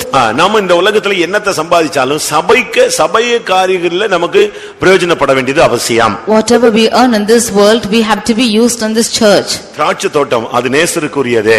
Vineyard belongs to the beloved. ஏசாயால சொல்லி இருக்கிறது நேசருக்கு ஒரு திராட்சை தோட்டம் இருந்தது. In Isaiah it is said that the beloved had a vineyard. உனக்கு ஒரு ஊழியம் இருக்கிறது. You have a ministry. உனக்கு ஒரு சபை இருக்கிறது. You have a church. உனக்கு ஒரு ஆவிக்குரிய தன்மை இருக்கிறது. You have a spiritual aspect. நாம் இதை சரியான விதத்தில் விளங்கிக் கொண்டு நாம் இதெல்லாம் சம்பாதிக்க வேண்டும். We should understand this rightly and earn these things. அவளுடைய கைகளின் சம்பாத்தியத்தினாலே அவள் வாழ்க்கையிலே முன்னேறுகிறாள். She with the fruit of her hands she got this vineyard. நீ குலசாலியான ஸ்திரியா இருந்தா ஒரு வயலை விசாரித்து வாங்குவே. ஒரு ஆத்துமாவை சந்தித்து அவங்களை விசாரிச்சு சத்தியத்துக்குள்ள நீ கொண்டு வருவாய். If you be a virtuous man, then you will get a vineyard, you will inquire about soul and you will bring them into this truth. திராட்சை தோட்டம் ஒரு வளர்ச்சியை காண்பிக்கிறது, சபையை காண்பிக்கிறது, மகிழ்ச்சியை காண்பிக்கிறது, இப்படி பல அனுபவங்களை சொல்லிக்கொண்டே போகலாம். Vineyard shows a church, a growth, and it shows the joy. நாம் அதை விட்டுவிடவே கூடாது. We should not leave this. வேதாகமத்தில் நாம் பார்க்கும் பொழுது ஒரு சாதாரண மனுஷனுக்கு ஒரு திராட்சை தோட்டம் இருந்தது. அதை எப்படியாவது ஒருத்தன் பிடுங்கணும்னு ட்ரை பண்ணான் ஒரு ராஜா. In the word of God we see that an ordinary man had a vineyard and the king wanted to somehow take it off. Ahab என்ற ராஜா எசபேலுடைய புருஷன் போய் அந்த திராட்சை தோட்டத்தை பிடுங்கணும்னு ட்ரை பண்ணான். King Ahab, the husband of Jezebel, wanted to go and take that vineyard. நீ உன் திராட்சை தோட்டத்தை கொடு, நான் கீரை தோட்டமா மாத்துறேன்னு சொன்னான். He said that give me this vineyard that I am making it a garden of greens. அதுக்கு அவன் என்ன சொன்னான் தெரியுமா? What did he say for that? என்னனாலும் செய்ய, என் திராட்சை தோட்டத்தை மட்டும் என்ன செய்ய மாட்டேன், தரவே மாட்டேன். He said, you do anything you like, I will not give my vineyard. திராட்சை தோட்டத்தை தர்ற வேலையை என்கிட்ட கேட்காதன்ட்டான். Do not ask me to give my vineyard. அப்படி தன்னுடைய திராட்சை தோட்டத்தை குறித்து அவனுக்கு ஒரு கவனம் இருந்தது. He was very careful about that vineyard. நமக்கு இந்த நாட்கள்ல நம்முடைய ஆவிக்குரிய ஜீவியத்தை குறித்து, நம்முடைய சந்தோஷமான வாழ்க்கையை குறித்து, பரிசுத்தாவினால் உண்டாகும் சந்தோஷத்தை குறித்து ஒரு தெளிவான ஒரு அறிவு நமக்கு இருக்க வேண்டும். We need a clear knowledge about our spiritual life and the knowledge about the Holy Ghost which we have got these days. மத்தேயு 25:16 பார்க்கும் பொழுது, Matthew chapter 25 verse 16, அங்கே ஒரு மனுஷன் தன்னுடைய தாளந்தினால் இன்னும் அதிக காரியங்களை சம்பாதித்தான். There a man by his talents traded more. 5 தாலந்தை வாங்கினவன் போய் அவைகளை கொண்டு வியாபாரம் பண்ணி வேற 5 தாலந்தை சம்பாதித்தான். 5 தாலந்து வாங்கினவன் இன்னும் 5 தாலந்தை சம்பாதித்தான். He who had received 5 talents went and got even 5 talents. இது திறமைக்கு தக்கதாக இல்லாவிட்டால் தேவன் கிருபைக்கு தக்கதாக நமக்கு பகிர்ந்து கொடுக்கிற ஈவின் தன்மைகள், இல்லாவிட்டால் வரங்கள், வல்லமைகள், ஜெப ஆவி, விசுவாசம், பரிசுத்தம், பிரதிஷ்டை, தெய்வீகமான தன்மைகளை காண்பிக்கிறது. This shows the gifts and talents and power and the divine characters and faith which the Lord has given to us by faith. அவனவனுடைய முந்தின வசனம், அவனவனுடைய திறமைக்கு தக்கதாக ஒருவனிடத்தில் 5 தாலந்து கொடுக்கப்பட்டது. Then the previous verse we say that according to each one's talents, one man was given 5 talents. இன்னொருத்துல 2 தாலந்து கொடுக்கப்பட்டது. And to another 2 talents. 5 தாலந்தை வைத்து அவன் 5 தாலந்தை சம்பாதித்தான். And he who had 5 talents earned 5 talents with it. 2 தாலந்தை வைத்து 2 தாலந்து சம்பாதித்தான். And he who had 2 had earned 2 talents. சரி, உங்களுக்கு கொடுத்த கிருபையை வைத்து நீங்க என்ன சம்பாதிச்சிருக்கீங்க? Now what have you earned with the talents which the Lord has given you? இன்னைக்கு உலகத்துல எத்தனை பேருக்கு கிருபை கிடைக்கு? அவங்க பெரிய மீட்டிங் போட்டு கோடிக்கணக்கில் சம்பாதிச்சிடுறாங்க. Today many of them are given the graces and they are conducting meetings and earning crores. பணமா சம்பாதிச்சிடுறாங்க. By casting out demons they are getting earning money. தரிசனம் சொல்லி பணமா சம்பாதிச்சிடுறாங்க. By telling the prophecies they are earning money. அப்படிதானே? உலகத்துல இப்படி தான் நடக்குது. This is what happening in the world. அற்புதங்களை செய்றாங்க, பணமா சம்பாதிச்சிடுறாங்க. They are doing miracles and earning money. ஆனா இந்த தாளந்தை கொடுத்து இதை சம்பாதிக்கிறது அல்ல. But not giving this talent and earning things. உனக்கு கொடுத்த ஜெப ஆவியை வச்சு நீ என்ன சம்பாதிச்சிருக்கிற? By your prayer life what have you earned? பணத்தை அல்ல. Not money. 5 ஆத்துமாக்கள் நீ சம்பாதிச்சிருக்கணும். You should have earned 5 souls. உனக்கு கொடுத்த கிருபையை வைத்து நீ ஜனங்களை விடுவிச்சிருக்கணும். By the grace the Lord has given you should have delivered people. Bible என்ன சொல்லுது? இலவசமாய் பெற்றீர்கள், இலவசமாய் பெற்றீர்கள், இலவசமாய் கொடுங்கள். The word of God says that you have received freely, freely give. சரி, இங்க உட்கார்ந்து இருக்கிற மத்த நம்மை பார்த்து ஒரு கேள்வி. And the question to us who are seated here. எல்லாருக்கும் ஏதாவது ஒரு தாளந்து கொடுத்திருப்பாரு. The Lord would have given at least 1 talent for anyone. கொடுத்திருக்காரா? கொடுத்திருக்காரா? Has he given? எல்லாருக்கும் ஒரு gift இருக்கும். All of them will have a gift. ஏதாவது ஒரு திறமை இருக்கும். All they will have some gift. உங்களுக்கு இல்லன்னு நீங்க என்ன செய்ய முடியாது, மறுதலிக்க முடியாது. You cannot deny that you do not have. ஏதாவது ஒரு வரம் இருக்கும், 2 வரம் இருக்கும், 9 வரம் இருக்கும். எவ்வளவோ கிருபைகளை கர்த்தர் அவனவனுடைய தேவைக்கேற்றமா இல்ல அவனவனுக்கு தேவன் பகிர்ந்து கொடுக்கிறார். Maybe 1 gift or 2 gift or 9 gift, the Lord gives everything according to his measure. உங்களுக்கு இல்லன்னு சொல்றீங்களா, இருக்குன்னு சொல்றீங்களா? Do you say do not have or do you have? 1 கொரிந்தியர் 12:7 படி 1 Corinthians 12:7. ஆவியினுடைய அனுக்கிரகம் அவனுடைய பிரயோஜனத்துக்கென்று அளிக்கப்படுகிறது. The gifts of the Spirit is given to everyone according to his measure. 11ஆம் வசனத்திலே In verse 11. தமது சித்தத்தின்படியே அவனுக்கு அவர் பகிர்ந்து கொடுக்கிறார். It is given to him according to his will. ஒருத்தனுக்கு 5 கொடுத்தாரு, ஒருத்தனுக்கு 2 கொடுத்தாரு, ஒருத்தனுக்கு 1 கொடுத்தாரு. அது அவருடைய சித்தம். He is giving 5 talents and to the other 2 and to the other 1 it's his will. உங்களுக்கு ஒரு கிருபை கொடுத்திருக்கிறார். அது நீங்க உங்களுக்கு தெரியுமா? Then the Lord has given you his grace. Do you know that? நீங்க புதைச்சு வச்சிட்டு ஒண்ணுமில்லன்னு கையை காட்டிட்டே இருக்கீங்க. You are hiding it and saying that you don't have and showing உனக்கு எதிலியாவது ஒண்ணே ஸ்கில்ஃபுல்லா கத்தர் வச்சிருப்பாரு. The Lord would have kept you skillful in at least one thing. அத நீங்க எப்படி கண்டுபிடிக்கலாம்னா, how can you find this? இந்த அங்கவினர்களை பாருங்க. You can see the ones who do not having their handicapped ones. அவங்கள பாருங்க. You see them. அவங்களுக்கு கண்ணு தெரியாது. They don't have இல்ல கை வேலை செய்யாது. They cannot ஏதாவது ஒரு பாதிப்பு இருக்கும். or they will have some effect. ஆனா பாட சொல்லுங்க. But if you ask them to sing, அருமையா பாடுவாங்க. they will sing beautifully. Music போட விடுங்க. You leave them to play music. Music போட விடுங்க. You leave them to play music. அருமையா போடுவாங்க. They will play well. ஏன்னா அவங்களுக்கு அந்த டாலன்ட் இருக்கு. Because they have the talent. ஒரு திறமை இல்ல, இன்னொரு திறமையை கர்த்தர் கொடுத்திருக்கிறார். When they don't have one talent, they have the உட்கார்ந்திருக்கிற எல்லாருக்கும் கர்த்தர் ஒரு கிருபை கொடுத்திருக்கிறார். The Lord has given grace to everyone who seated here. அது ஒண்ணா இருக்கலாம். That might be 1. ரெண்டாக இருக்கலாம். It might be 2. அஞ்சாவும் இருக்கலாம். It might be 5. உங்களுக்கு இருக்கா? Do you have it? இல்லன்னு சொல்வீங்களா? Will you deny saying no? RS ஜேக்கப்னு ஒரு சிறுகதை எழுதுகிற ஒருத்தரை நீங்க கேள்விப்பட்டிருப்பீங்க. One person whose name is R.S. Jacob, he was a story writer. இந்த கிறிஸ்டியன் கதைகள் எல்லாம் ரொம்ப எழுதி வச்சிருப்பாரு, நீங்க படிச்சிட்டு இருந்திருப்பீங்க. He used to write many Christian stories, you would have read. அவருக்கு எப்படி இந்த கிருபை கிடைச்சதுன்னு நேத்து நான் படிச்சு பார்த்தேன். Yesterday I read as to how he got the calling. அதாவது எப்படி அவருக்கு நாவன்மை கிடைத்தது, எப்பொழுது அவருக்கு எழுத்து திறமை கிடைத்தது. When he got the talent to speak and when he got the talent to write. அவர் சின்ன பையன்ல படிக்கும்போது, when he was learning as a small boy, ஒரு நாள் பொன்னம்மா சன்னியாசின்னு ஒருத்தங்க வந்து பிரசங்கம் பண்ணாங்க. One day one person was named as Ponnamma Sannyasi came and preached. எல்லாருக்கும் ஒவ்வொரு கிருபை உண்டு. Everybody has a gift. ஒவ்வொருவருக்கும் கர்த்தர் ஒரு தாளந்தை கொடுத்திருக்கிறார். The Lord has given a grace to everyone. அந்த 3 பேர் நிக்கும்போது 2 பேருக்கு அழகா 5 3 8ன்னு கொடுத்திருக்கலாம். இந்த ஒரு ஆளை எம்டியா விட்டுருக்கலாம். ஆனா தேவன் என்ன செய்யல, எம்டியா விடல. அவனுக்கு தக்கதாக எதை கொடுத்தாரு? ஒரு தாளந்து கொடுத்தார். When 3 of them are standing, the Lord could have left one empty, but according to his talent he has given him one. அதுல இருந்து என்ன விளங்கிக் கொள்றோம்? By this what we understand? எல்லாருக்கும் என்ன உண்டு? ஒரு தாளந்தாவது உண்டு. All of them have at least one talent. அப்படினு சொன்னாங்களாம். He said like this. இவர் அதை பிடிச்சு வச்சுக்கிட்டார். He held on to it. இந்த வார்த்தை அவரை தொட்டுருச்சு. This word touched him. ஸ்கூல்ல ஒரு நாடகம் போட்டாங்களாம். There was a drama in the school. அதுல இவருக்கு ஒரு நடிப்பு பகுதி கொடுத்தாங்களாம். And there was his portion to act. அத மனப்பாடமும் செய்ய முடியலையா, சரியா சொல்லவும் முடியலையா. He could neither memorize nor tell it properly. இவருக்கு நாடகம் போட்டு நடிக்க வச்சு முக்கியமான நல்ல இவரை கொண்டு போய் நிறுத்தணும்னு இவங்க பிராக்டிஸ் கொடுத்தா தப்பா சொல்லிட்டு இருந்தாராம். He was given the practice that he might act and he was telling everything wrong. உடனே என்ன பண்ணாங்களா? Immediately what they did? இவர் அந்த நாடகத்துல இருந்து தூக்கிட்டாங்க. They took him out of that drama. இந்த பையனுக்கு நடிக்க தெரியல, பேச தெரியல போன்னு சொல்லிட்டாங்க. He does not know how to act or speak and put him off. அது இவருக்கு பயங்கர व्यसனமா இருந்துச்சு. That was grievance to him. நேரா வீட்ல போய் ஸ்கூல் பேக் போட்டுட்டு நேரா போய் ஒரு ஓடைக்குள்ள போய் உட்கார்ந்தாராம். He went and put back his school bag in his house and went and எல்லாருக்கும் ஒரு தாளந்தாவது உண்டுன்னு அங்க இன்னைக்கு பிரசங்கம் பண்ணாங்க. They preached at least there is one talent for everyone. But எனக்கு இந்த பேச்சு திறமை கூட இல்லாம போயிருச்சே. But I don't have this talent even to speak. அப்படினு சொல்லிட்டு அங்கேயே நின்னு அழுது எனக்கு தாங்கன்னு கேட்டுட்டு கொஞ்ச நேரத்துல சின்ன பிள்ளையா இருந்ததனால அப்படியே தூங்கிட்டார். There he cried and when he was asking like this because he was a small boy he slept. ஊருக்கு வெளியே ஒரு ஓடையில ஆளு அப்படியே கிடக்குறார். He went and he was crying in அப்ப ஒரு சின்ன பையன். He was a small lad then. என்ன நடந்துச்சு? ஒரு சொப்பனம். Then he had a dream. சொப்பனத்துல ஒருத்தர் வந்து in his dream one person came இவர் நாக்குல எழுதினாராம். and wrote in his tongue. நாக்குல எழுதினாராம். He wrote in his tongue. அந்த எழுதின அந்த இத இவர் கையில கொடுத்தாராம். And what he has written he gave it in his hands. நாக்குல எழுதியாச்சு, அடுத்து நெஞ்சாச்சு. அந்த எழுத்தாணிய இவர் கையில கொடுத்துட்டார். He wrote in his tongue and gave that pen to his hand. சொப்பனம் முடிஞ்சிருச்சு. And the dream was over. இப்ப வீட்ல ஆளை காணணும் ஊரெல்லாம் தேடி அங்க கடைசில எங்க வந்துட்டாங்க எல்லாரும் சேர்ந்து ஓடையில வந்து இவரை பார்த்துட்டாங்க.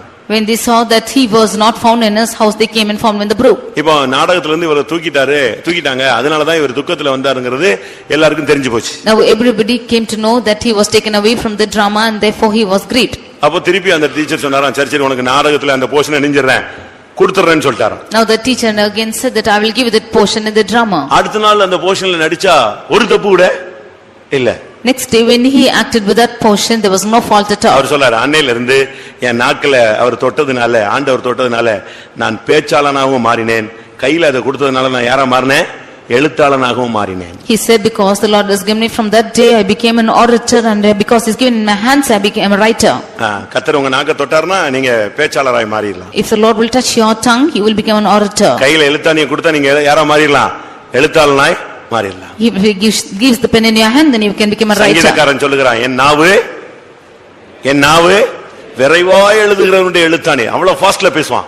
The psalmist says that my tongue is a speed writer. நீங்களும் இன்னைக்கு போய் உட்கார்ந்து ஜெபம் பண்ணுங்க, கர்த்தர் நாக்குல எழுதுறாரா நெத்தியில எழுதுறாரான்னு பார்க்கலாம். You go and pray and see if the Lord is writing in your tongue or on your forehead. நெத்தியில எழுதிட்டாருன்னா ஊழியத்துக்கு வந்துட்டீங்கன்னு அர்த்தம். If he is writing on your forehead, you are coming to ministry. பிதாவின் நாமம் போட்டாருன்னா போச்சு, அவ்வளவுதான். நீ எங்க சுத்தினாலும் அங்க வந்து சேர்ந்துடுவ. If he gives the name of the Father, he will come anywhere. உங்களுக்கு ஒவ்வொருவருக்கும் ஒரு தாளந்து இருக்கு. நீங்க அதை வச்சு சும்மா அப்படியே புதைச்சு வச்சுக்கிட்டு விதைக்காத இடத்துல அறுக்கிறவரும் தெளிக்காத இடத்துல சேர்க்கிறவரும் பிரசங்கம் பண்ணிட்டு இருக்க கூடாது. உனக்கு கொடுத்த தாளந்து, அது ஜபாபியா இருக்கலாம், கிருபையா இருக்கலாம், பாட்டு திறமையா இருக்கலாம், பிரசங்க திறமையா இருக்கலாம், இல்ல நல்ல சுகபலன் ஆரோக்கியமா இருக்கலாம். அதை கொண்டு நீ கர்த்தருக்காக கிரியை செய்து நீ கர்த்தருக்காக சம்பாதிக்க வேண்டும். He has given every of you a talent. It might be a talent of singing or praying or preaching or anything, and with that talent you should work for the Lord.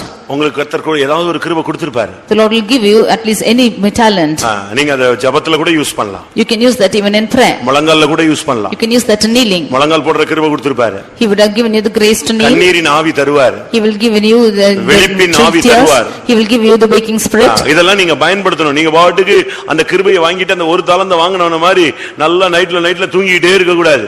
அந்த ஒரு தாளந்த நீ பயன்படுத்தி அந்த ஒரு தாளந்த வைத்து நீ இன்னொரு தாளந்த சம்பாதிக்கணும். ஒரு ஆத்மாவை சம்பாதிக்கணும், ஒரு துக்கத்துல இருக்கிறவங்களை விடுதலை ஆக்கணும், ஏதாவது ஒரு ஊழியத்துல நீ பயன்படுத்தப்படணும் அந்த தாளந்த வைத்து.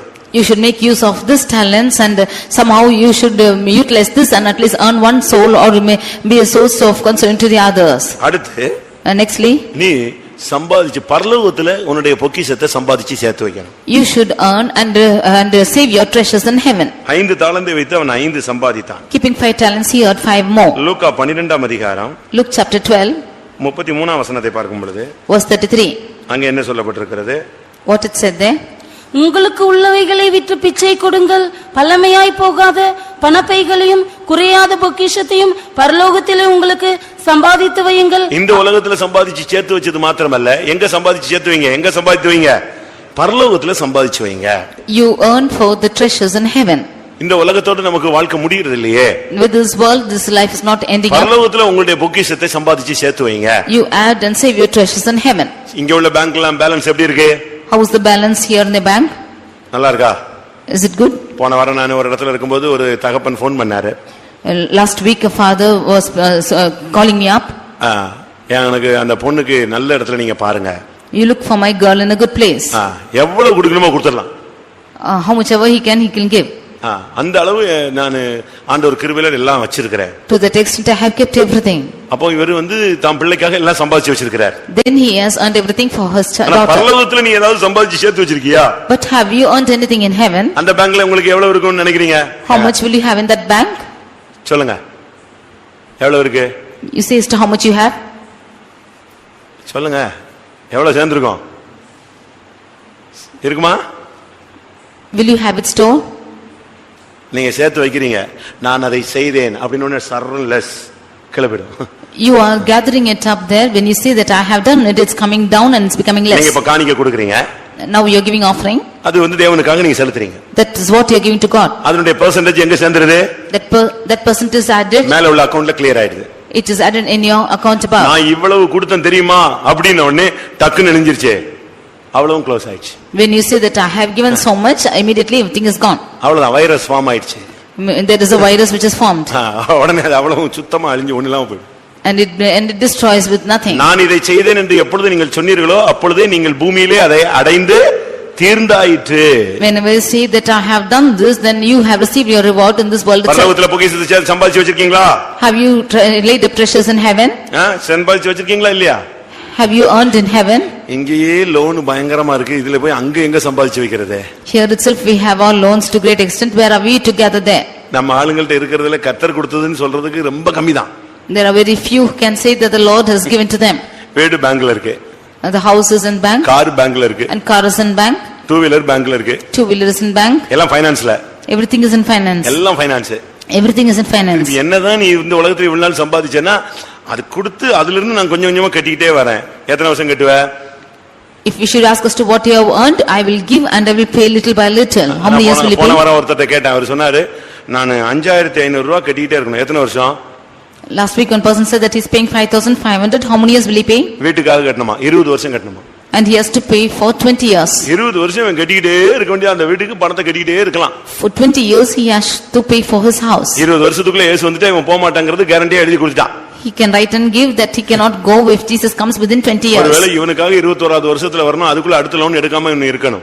Maybe the Lord should come after 21 years and he will get the next account after that. கடன் இருக்கிறவன் போக முடியாதுல்ல. கடன் வாங்கினவன் அடிமை அரசால போகிறது இல்லை. He who is getting the debt will never go because he is a slave and he cannot reign. நல்ல சத்தியத்தை நீங்க படிச்சுக்கணும். You should learn the truth very well. நீங்க சொல்லலாம் IT problem. You might say it's an IT problem. ஐடி ப்ராப்ளம்லாம் எல்லாம் solve பண்ணலாம். You can solve this IT problems. நீ பரலோகம் போணும்னா எல்லாத்தையுமே சால்வ் பண்ணணும். If you should go to heaven, you can solve everything. உங்களுடைய நீங்கள் பரலோகத்தில் சம்பாதித்து வையுங்கள். You should lay up your treasures in heaven. ஏழைகளுக்கு அதனுடைய சரியான அர்த்தம் என்ன தெரியுமா? ஏழைகளுக்கு கொடுத்தீனா அது உனக்கு மேல சேர்ந்துகிட்டே இருக்கும். The right meaning is if you should give alms to the poor, then it will be gathered in heaven. அதான் அந்த வசனத்தினுடைய துவக்கம். That is the beginning of that verse. பிச்சை கொடுங்கள். You give alms. அது கடன் கொடுங்கள் அல்ல. என்னது? கடன் கொடுத்தா நீ திருப்பி கேட்டுருவியா? சண்டையை போட்டு அது வாங்கிட மாட்ட. சபை வாசல்ல வச்சு அது சண்டை போட்டு வாங்கிடுவீங்க. It's not giving and lending the money but giving alms. அதுக்கு தான் இங்க என்ன சொல்லிருக்கு? எங்க என்ன செய்யுங்க? பிச்சை கொடுங்க. Therefore it is asked to give alms. நீ அப்படி கொடுத்தீனா நீ போய் அவன்கிட்ட போய் கேட்பியா? திருப்பி நான் 1.5 ரூபாய் கொடுத்துட்டேன் எனக்கு தான் கேட்பியா? நீ அதை விட பெரிய பிச்சைக்காரனா மாறிடுவ. If you should go and ask back for the 1.5 rupees, then you will be a next beggar. நம்மளே இப்போ சரியான காசு கொடுக்கலன்னா அவன் நம்மள பிச்சைக்காரங்கறான். If you are not giving the right amount, then we are the beggars. நீங்க இப்ப போய் 50 பைசா அவனுக்காவது பிச்சை கொடுங்க, அவன் ஏசிக்கிட்டே போவான் பிச்சைக்கார பையன். அவன் நம்மள ஏசிட்டே போவான். If you go give alms for 50 paise, then he will keep scolding you. Bible சொல்லுது உதவி செய். The word of God say, ask help. நீ மேல சம்பாதித்து வைப்பாய். You earn more. அடுத்ததாக and nextly, கடைசியாக finally, லூக்கா 16ஆம் அதிகாரம் Luke chapter 16 9ஆம் வசனத்தை பார்க்கும் பொழுது, verse 9. நான் உங்களுக்கு சொல்கிறேன், நீங்கள் மாளும்போது உங்களை நித்தியமான வீடுகளிலே ஏற்றுக்கொள்வார் உண்டாகும்படி அநீதியான உலகப் பொருளால் உங்களுக்கு சிநேகிதரை சம்பாதியுங்கள். உங்களுக்கு ஆத்துமாக்களை சம்பாதிங்க. அதுதான் அதனுடைய சரியான அர்த்தம். It is said, right meaning of this is you earn souls. நீ செத்துட்டு மேல போகும்போது உன்னை நித்திய வீட்டில் ஏற்றுக்கொள்வார். அதாவது இந்த சகோதரன் மூலமா தான் நான் ரட்சிக்கப்பட்டேன் என்று சொல்லக்கூடியவர்களை நீ பரலோகத்தில் சம்பாதித்து வை. When you die and go to heaven, you should earn in heaven to say that because of this brother I am saved. உன்னுடைய பணத்தினால பொருள்னால ஆத்தும ஆதாயம் நடந்திருக்கணும். By your money and wealth you should earn souls. ஒரு சில அன்னதானம் செய்வாங்க. Some of them are giving food. அப்படிதானே? அது ஒண்ணும் சேராது. But that will not gather anything. அன்னதானத்தினால ஒண்ணும் கிடையாது. When you provide food, there is nothing there. அநீதியான உலக பொருளால அந்த அன்னதானம் கொடுத்தாலும் அந்த ஆத்துமாக்களை நீ சம்பாதிச்சிருக்கணும். By your literal wealth, even if you should provide food, you should earn souls. அழிந்து போகிற உலக பொருளினாலே அநீதியான உலக பொருளினால் உங்களுக்கு ஆத்துமாக்களை சம்பாதியுங்கள். By the perishable things, you should earn souls for yourselves. உங்க பின்னால எத்தனை ஆத்துமாக்கள் வந்து நிக்கும்? How many souls will come behind you? நான் சும்மா சொல்றேன். இந்த ஆம்வேன்னு வச்சுக்கங்களேன். You take for example Amway. Amway business பாருங்க. You see the Amway business. நீங்க உங்களுக்கு பின்னால ஒருத்தன், அவனுக்கு பின்னால ஒருத்தன், இது எல்லாமே யார் ரூட்? உங்களுடைய ரூட்லயே தான் போயிட்டே இருக்கும். One person behind you and the next person behind you. நீங்க இன்னொரு ரூட்ல இருப்பீங்க. You will give to the others. இப்படி விரிஞ்சு அது போயிட்டே இருக்கும். அது ஒரு நெட்வொர்க் மாதிரி. Like this it is expanding and going like a network. ஆனா அது ஆரம்பம் இன்னொருத்தன் எங்கேயோ இருக்கிறான். But the beginner is somewhere. ஆனா உங்களுக்கு கீழ இருந்து எவ்வளவு பேர் வர்க் பண்றாங்களோ அதுதான் உங்களுக்கு என்னது? சொல்லுங்க. அதுதான் earning. But the wages for them is how many ever people who are working under you. உங்க நேமுக்கு கீழ நீங்க சேர்த்துட்டு வந்து நீங்க சேர்த்தால் சேர்த்து இதுதான் உங்களுக்கு வருமானம். The people who are coming under your name and the people who are gathered under their names is earning. அதுபோல Like this. நீ எவ்வளவு ஆத்துமாக்களை சம்பாதிக்கிறியோ அது பரலோகத்துல உனக்கு மகிமையாய் வந்து சேரும். How many ever souls you are earning, that will be a great earning for you in heaven. நீங்க வெறுங்கையனா பரலோகத்துக்கு போனா என்ன பிரயோஜனம்? What is the use if you go empty handed to heaven? ஒரு பாட்டு உண்டு, வெறுங்கையனா நீங்க என்ன செய்ய முடியாது, போக முடியாது. One song is there that I cannot go empty handed to heaven. பைபிள்ல சொல்லி இருக்கு, வெறுங்கையனா ஒருவன் தேவசந்நிதிக்கு என்ன செய்ய கூடாது, போகவே கூடாது. And word of God says that you should not go empty handed to the presence of God. நான் முந்தி இருந்த இடத்துல ஒரு விசுவாசி உண்டு. There was a believer in a place where I was. ரொம்ப ஆவிக்குரிய மனுஷன். He was a spiritual man. எப்ப வந்தாலும் எதையாவது வாங்கிட்டு வருவாரு. Whenever he comes, he'll get something or the other. நைட்டோ பகலோ நல்லதோ கெட்டதோ எதுக்கு வகித்தம் வந்துட்டாலும் அவர் ஏதாவது வாங்கிட்டு வருவாரு. May it be night or day, any time he comes, he will get something. என்னன்னு கேட்டா, If I ask why, வெறுங்கையா நீ என்ன செய்ய கூடாது, ஆசாரியனை போய் பார்க்க கூடாது அப்படின்னு பிரசங்கம் கேட்டேன். I heard a message as to you should not go barehanded, empty-handed to see the priest. அதுபோல பைபிள் வெறுங்கையனா நீ தேவசந்நிதிக்கு என்ன செய்ய கூடாது, போக கூடாது. பரலோகத்துக்கு நீ போகும்போது வெறுங்கையனா உன் பக்கத்துல ஒரு ஆத்மா கூட இல்லாம நீ ஒரு தனித்த நபரா போய் நின்ன பிரயோஜனம்? Like this, you should not go empty-handed to the presence of God. If you go to heaven, you go alone without anybody to count. நாசரேத்துல ஒரு நல்ல வாய்ப்பு இருக்கு, ஆளுக்கு கம்மியா இருக்கு. நீங்க அவ்வளவு பேரும் ஜெபிச்சு நாசரேத்து முழுவதையும் இழுத்துட்டு பரலோகத்துல போய் நிக்கணும். In Nazareth you have good opportunity, people are very few. You should gather all the people of Nazareth and go to heaven. அவங்க எல்லாம் சொல்லுவாங்க, நாங்க ரட்சிக்கப்பட்டோம் அப்படி இப்படின்னு. உன் மூலமா சுவிசேஷம் சொல்லப்பட்டிருக்கணும். And they will say that they are saved, but through you they உன் should be கண்ணீரினால saved. அவன் ரட்சிக்கப்பட்டிருக்கணும். By your tears they should be saved. உன் முழங்கால்ல அவனை சந்திச்சிருக்கணும். By your kneeling he should be met. உன்னுடைய ஜெபத்துல அவன் திருப்பப்பட்டிருக்கணும். By your prayer he should be turned. அந்த ஆத்துமாக்களுக்காக நீங்க பிரயாசப்படணும். For that soul you should labor. Pavul சொல்கிறார், நான் சுவிசேஷத்தினால் இவனை பெற்றேன். St. Paul says that through gospel I have உன்னுடைய begotten him. ஜெபத்துல ஆத்துமாக்கள் பிறப்பிக்கப்படணும். By your prayer people should be begotten. அநீதியான ஒரு ஆத்துமா ஏழையா இருக்கானா அவனுக்கு உதவி செய்ய, அதன் மூலமா அவன் ரட்சிக்கப்படலாம். If there are poor people, then give alms, by that he will be saved. ஒரு ஆளை படிக்க வை, அதன் மூலமா ஒருத்தர் ரட்சிக்கப்படலாம். You educate a person, by that you can save a person. ஒருவனுக்கு ஒரு நேரம் ஆகாரம் கொடு, அதன் மூலமா அவன் ரட்சிக்கப்படலாம். You give one time meal for that, by that he will எப்படி save. எல்லாமோ கர்த்தர் அற்புதங்களை செய்வார். By many things God will do miracles. ஒரு சர்ச்சில நமக்கு பக்கத்துல இடம் வாங்க வேண்டியது இருந்துச்சு. In one church I had to get a nearby land. அதுக்கு RSS பயங்கர எதிர்ப்பு. And the RSS resisted more. அந்த இடத்தை அவங்க வாங்கி ஏதாவது செஞ்சிரணும், இல்லன்னா வேற யாரையாவது வாங்க வச்சிரணும், தவிர இந்த சர்ச்சுக்காரங்க நினைச்சு கூடாது, வாங்க கூடாதுன்றான். They wanted to get the land or ask somebody else to get the land and do something, but the church should not get it. அந்த ஓனரை போய் அவங்க பார்த்து பேசிட்டாங்க. They went and saw the owner and spoke. ஒண்ணு நாங்க சொல்ற ஆளுக்கு கொடுக்கணும், இல்லாட்ட இப்படிப்பட்ட இடத்துக்கு கொடுக்க கூடாது. You should either give to the person whom we are telling, or you should not give this place. அவன் ஒரு சாதாரண ஆளு, பட் அவன் ஓரளவு கர்த்தரை அறிந்த ஒரு நபர். ஆனாலும் சரி, அவனுக்கு சூழ்நிலை அங்க உள்ள என்ன பிரச்சனைன்னு தெரியாது, சரின்னு சொல்லிட்டான். He was an ordinary person and he did not know what the situation was. He was a saved person and therefore he said all right. இப்ப அடுத்து நம்ம ஆளுங்க போய் அவனை பாக்குறாங்க. Nextly our people went and met him. அவங்க போய் பாக்கும்போது when they went and saw, நீங்க யாருன்னு கேட்டான். He asked us to who you are. எந்த சபைன்னு கேட்டான். Which church you belong to. சபை பேர்லாம் கேட்டுக்கிட்டான். And he asked the name of the church. கடைசில சொன்னான், and finally he said, உங்களுக்கே கொடுத்துறேன், I will give to you. அப்படினா என்னன்னு கேட்டாங்க. They asked why. ஏன்னா இவன் கொடுக்க மாட்டான்னு சொன்னாங்க, இப்ப இவன் கொடுத்துறேன்னு சொல்றானே எப்படி அப்படின்னு கேட்டபோது அவன் சொன்னான், ஒரு நாள் எனக்கு ரொம்ப டயர்டா இருந்துச்சு, அப்ப நான் ரொம்ப வறுமையில இருந்தேன், சாப்பாடு கூட இல்ல, ஒரு பெண்டிகாஸ்ட் சர்ச்சுக்கு போனேன். He said the reason because he was not wanting to give, when he was asked he said, when I was hungry before I went to a Pentecostal church. ரொம்ப ஏழ்மையில இருக்கும்போது ஒரு நாள் ரொம்ப துவண்டு போய் மனம் உடைஞ்சி ஒரு நாள் சாப்பாடு கூட கஷ்டத்துல நான் ஒரு பெண்டிகாஸ்ட் சர்ச்சுக்கு போனேன். When I was very poor, I did not have even one meal, I went to the Pentecostal church when I was hungry. கூட்டம் முடிஞ்சு அங்க சாப்பாடு கொடுத்தாங்க. After the meeting they gave me the food. அன்னைக்கு எனக்கு ஒரு நல்ல சாப்பாடு, ஒரு நேர சாப்பாடு கிடைச்சது. I had a good meal that day. ஆனா இன்னைக்கு என்னை ஆண்டவன் ஆசீர்வதிச்சிட்டாரு, நான் நல்லா இருக்கேன். But today the Lord has blessed me and I am in good. அந்த ஒரு நேர ஆகாரத்துக்காக இந்த கோயிலுக்கு தான் நினைச்சுவேன், இந்த சர்ச்சுக்கு நான் இந்த இடத்தை கொடுக்கிறேன், நீங்க என்ன ரேட் கொடுக்குறீங்களோ வாங்கிட்டு போங்கன்னு சொல்லிட்டான். For that one time meal I will give this place to the church, whatever rate you fix you get it and go. இப்படி தான் செங்கோட்டை ஃபெய்தமுக்கு பக்கத்துல உள்ள இடம் கிடைச்சது. This is how the place near the Chengote Faitham was got. எதுக்கு இத சொல்றேன்னா, அந்த ஒரு நேர ஆகாரம் அவனுக்கு ஒரு கிரியை நடப்பித்தது. That one time meal made a work in him.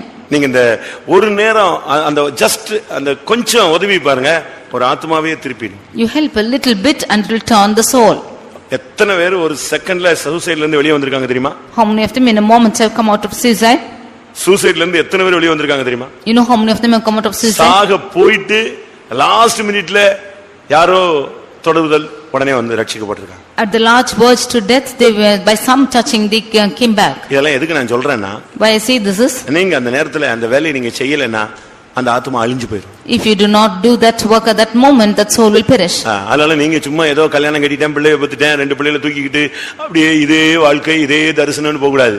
இப்ப நீ கண்ணை மூடுனா பரலோகத்துல உனக்கு ஆத்துமாக்கள் இருக்கணும். You should not go with the vision that you are married and got 2 children, but when you close your eyes, you should have souls in heaven. என்னத்தை நீ சம்பாதித்தாய்? What have you earned? இதுவரை நீ சம்பாதித்தது என்ன? What have you earned thus far? இப்பொழுது உனக்கு இருக்கிறது என்ன? What is it that you have now? இதுவரை சம்பாதிக்க வழி தெரியாவிட்டால், ஆவிக்குரிய ஜீவிதத்திலே சம்பாதிக்க தெரியாவிட்டால், இந்த வசனத்தின் அடிப்படையில் ஆத்துமாக்களை சம்பாதியுங்கள். If you do not know what to earn thus far, then under the aspect of this verse you earn souls.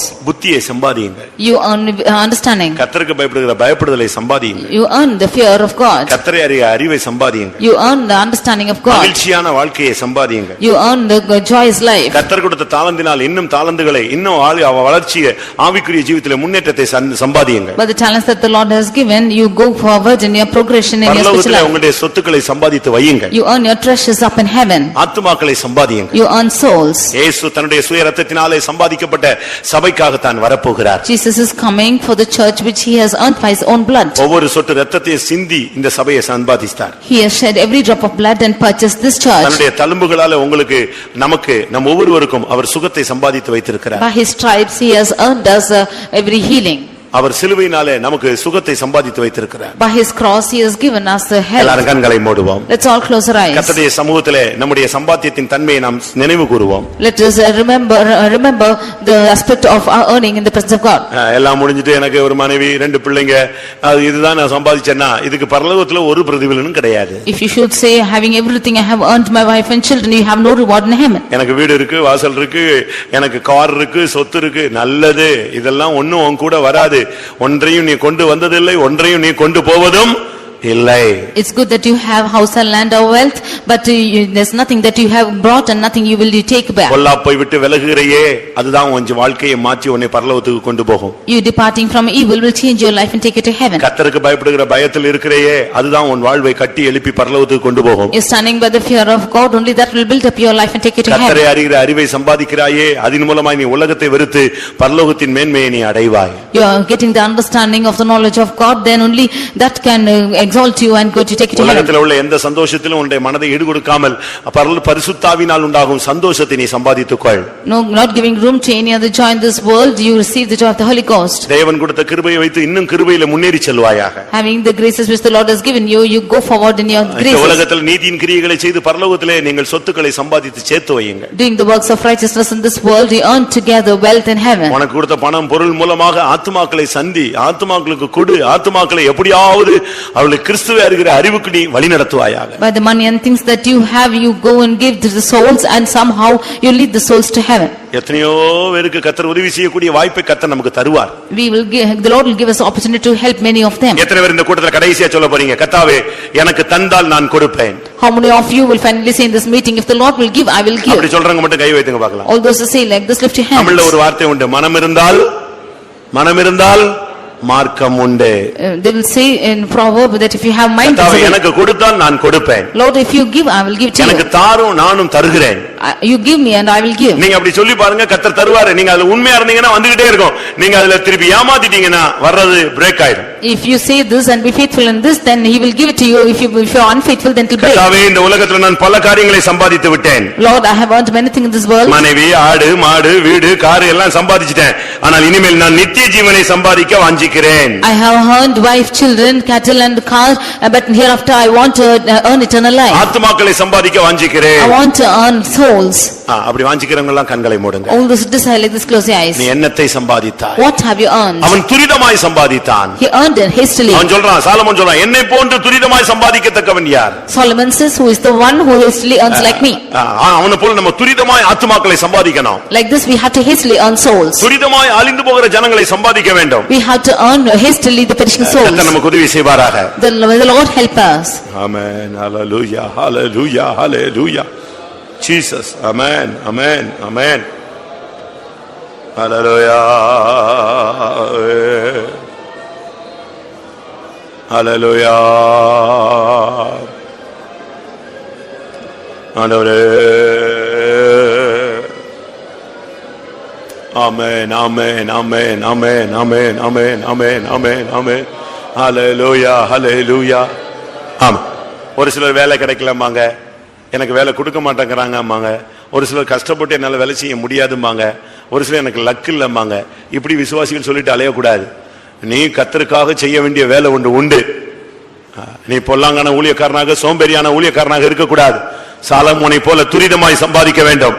ஆமென். இந்த நாசரேத்துல நாம் சம்பாதிக்க வேண்டிய ஜனங்கள் எவ்வளவோ இருக்கிறது. கர்த்தரே சொல்கிறார், இந்த பட்டணத்தில் எனக்கு அநேக ஜனங்கள் உண்டு, நாம் துரிதமாய் சம்பாதிப்போம். ஹல்லேலூயா. ஆமென். ஆத்துமாக்கள் சபையில கொண்டு வந்து சேர்க்கப்பட வேண்டும்.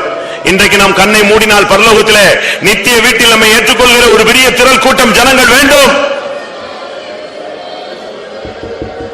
ஹல்லேலூயா ஹல்லேலூயா ஹல்லேலூயா ஹல்லேலூயா ஹல்லேலூயா ஹல்லேலூயா.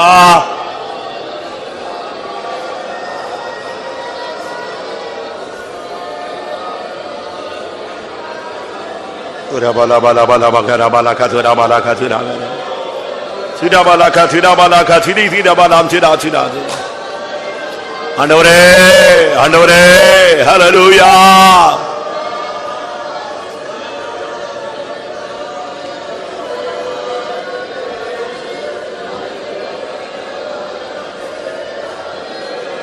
ஹல்லேலூயா.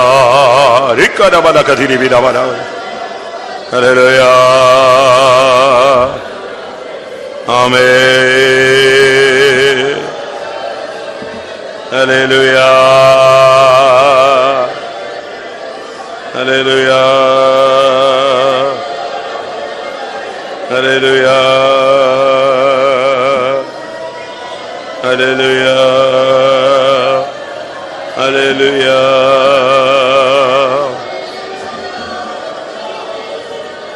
ஆமென். ரிக்கரபல திரபல திரபல கரப சிதபல கதிரபானியா. ஹல்லேலூயா ஹல்லேலூயா ஹல்லேலூயா. ஆமென் ஆமென் ஆமென் ஆமென் ஆமென் ஆமென் ஆமென் ஆமென் ஆமென் ஆமென் ஆமென் ஆமென். கர்த்தருடைய சமூகத்துக்காக ஸ்தோத்திரம் பண்ணுவோம். நாம் என்னத்தை சம்பாதிக்க வேண்டும் என்பதை குறித்து கர்த்தர் நமக்கு சொல்லிக் கொடுத்தபடினால ஸ்தோத்திரம் பண்ணுவோம். உலகத்துக்குரிய காரியங்களை சம்பாதித்து அது அழிவுக்குரியது. நித்திய அழியாத ஒரு காரியத்தை சம்பாதிக்க வேண்டும் என்று தேவன் நமக்கு சொல்லிக் கொடுத்தபடினால ஸ்தோத்திரம் பண்ணுவோம். Praise the Lord, praise the Lord, praise the Lord, praise the Lord, praise the Lord, praise the Lord, praise the Lord. வேத வசனங்களின் அடிப்படையில ஆத்துமாக்களை சம்பாதித்து பரலோகத்திலே எல்லாவற்றையும் சேர்த்து வைத்து இயேசு வரும் பொழுது நாம் போய் அங்கே அவைகளை பெற்றுக்கொள்ள கர்த்தர் உதவி செய்ய முடியாது. ஸ்தோத்திரம் பண்ணுவோம். Praise the Lord, praise. வசனம் கேட்ட ஒருவருக்கும் கர்த்தர் உதவி செய்ய முடியாது. ஸ்தோத்திரம் பண்ணுவோம். எல்லா மகிமையும் அவருக்கே செலுத்தி ஸ்தோத்திரம் பண்ணுவோம்.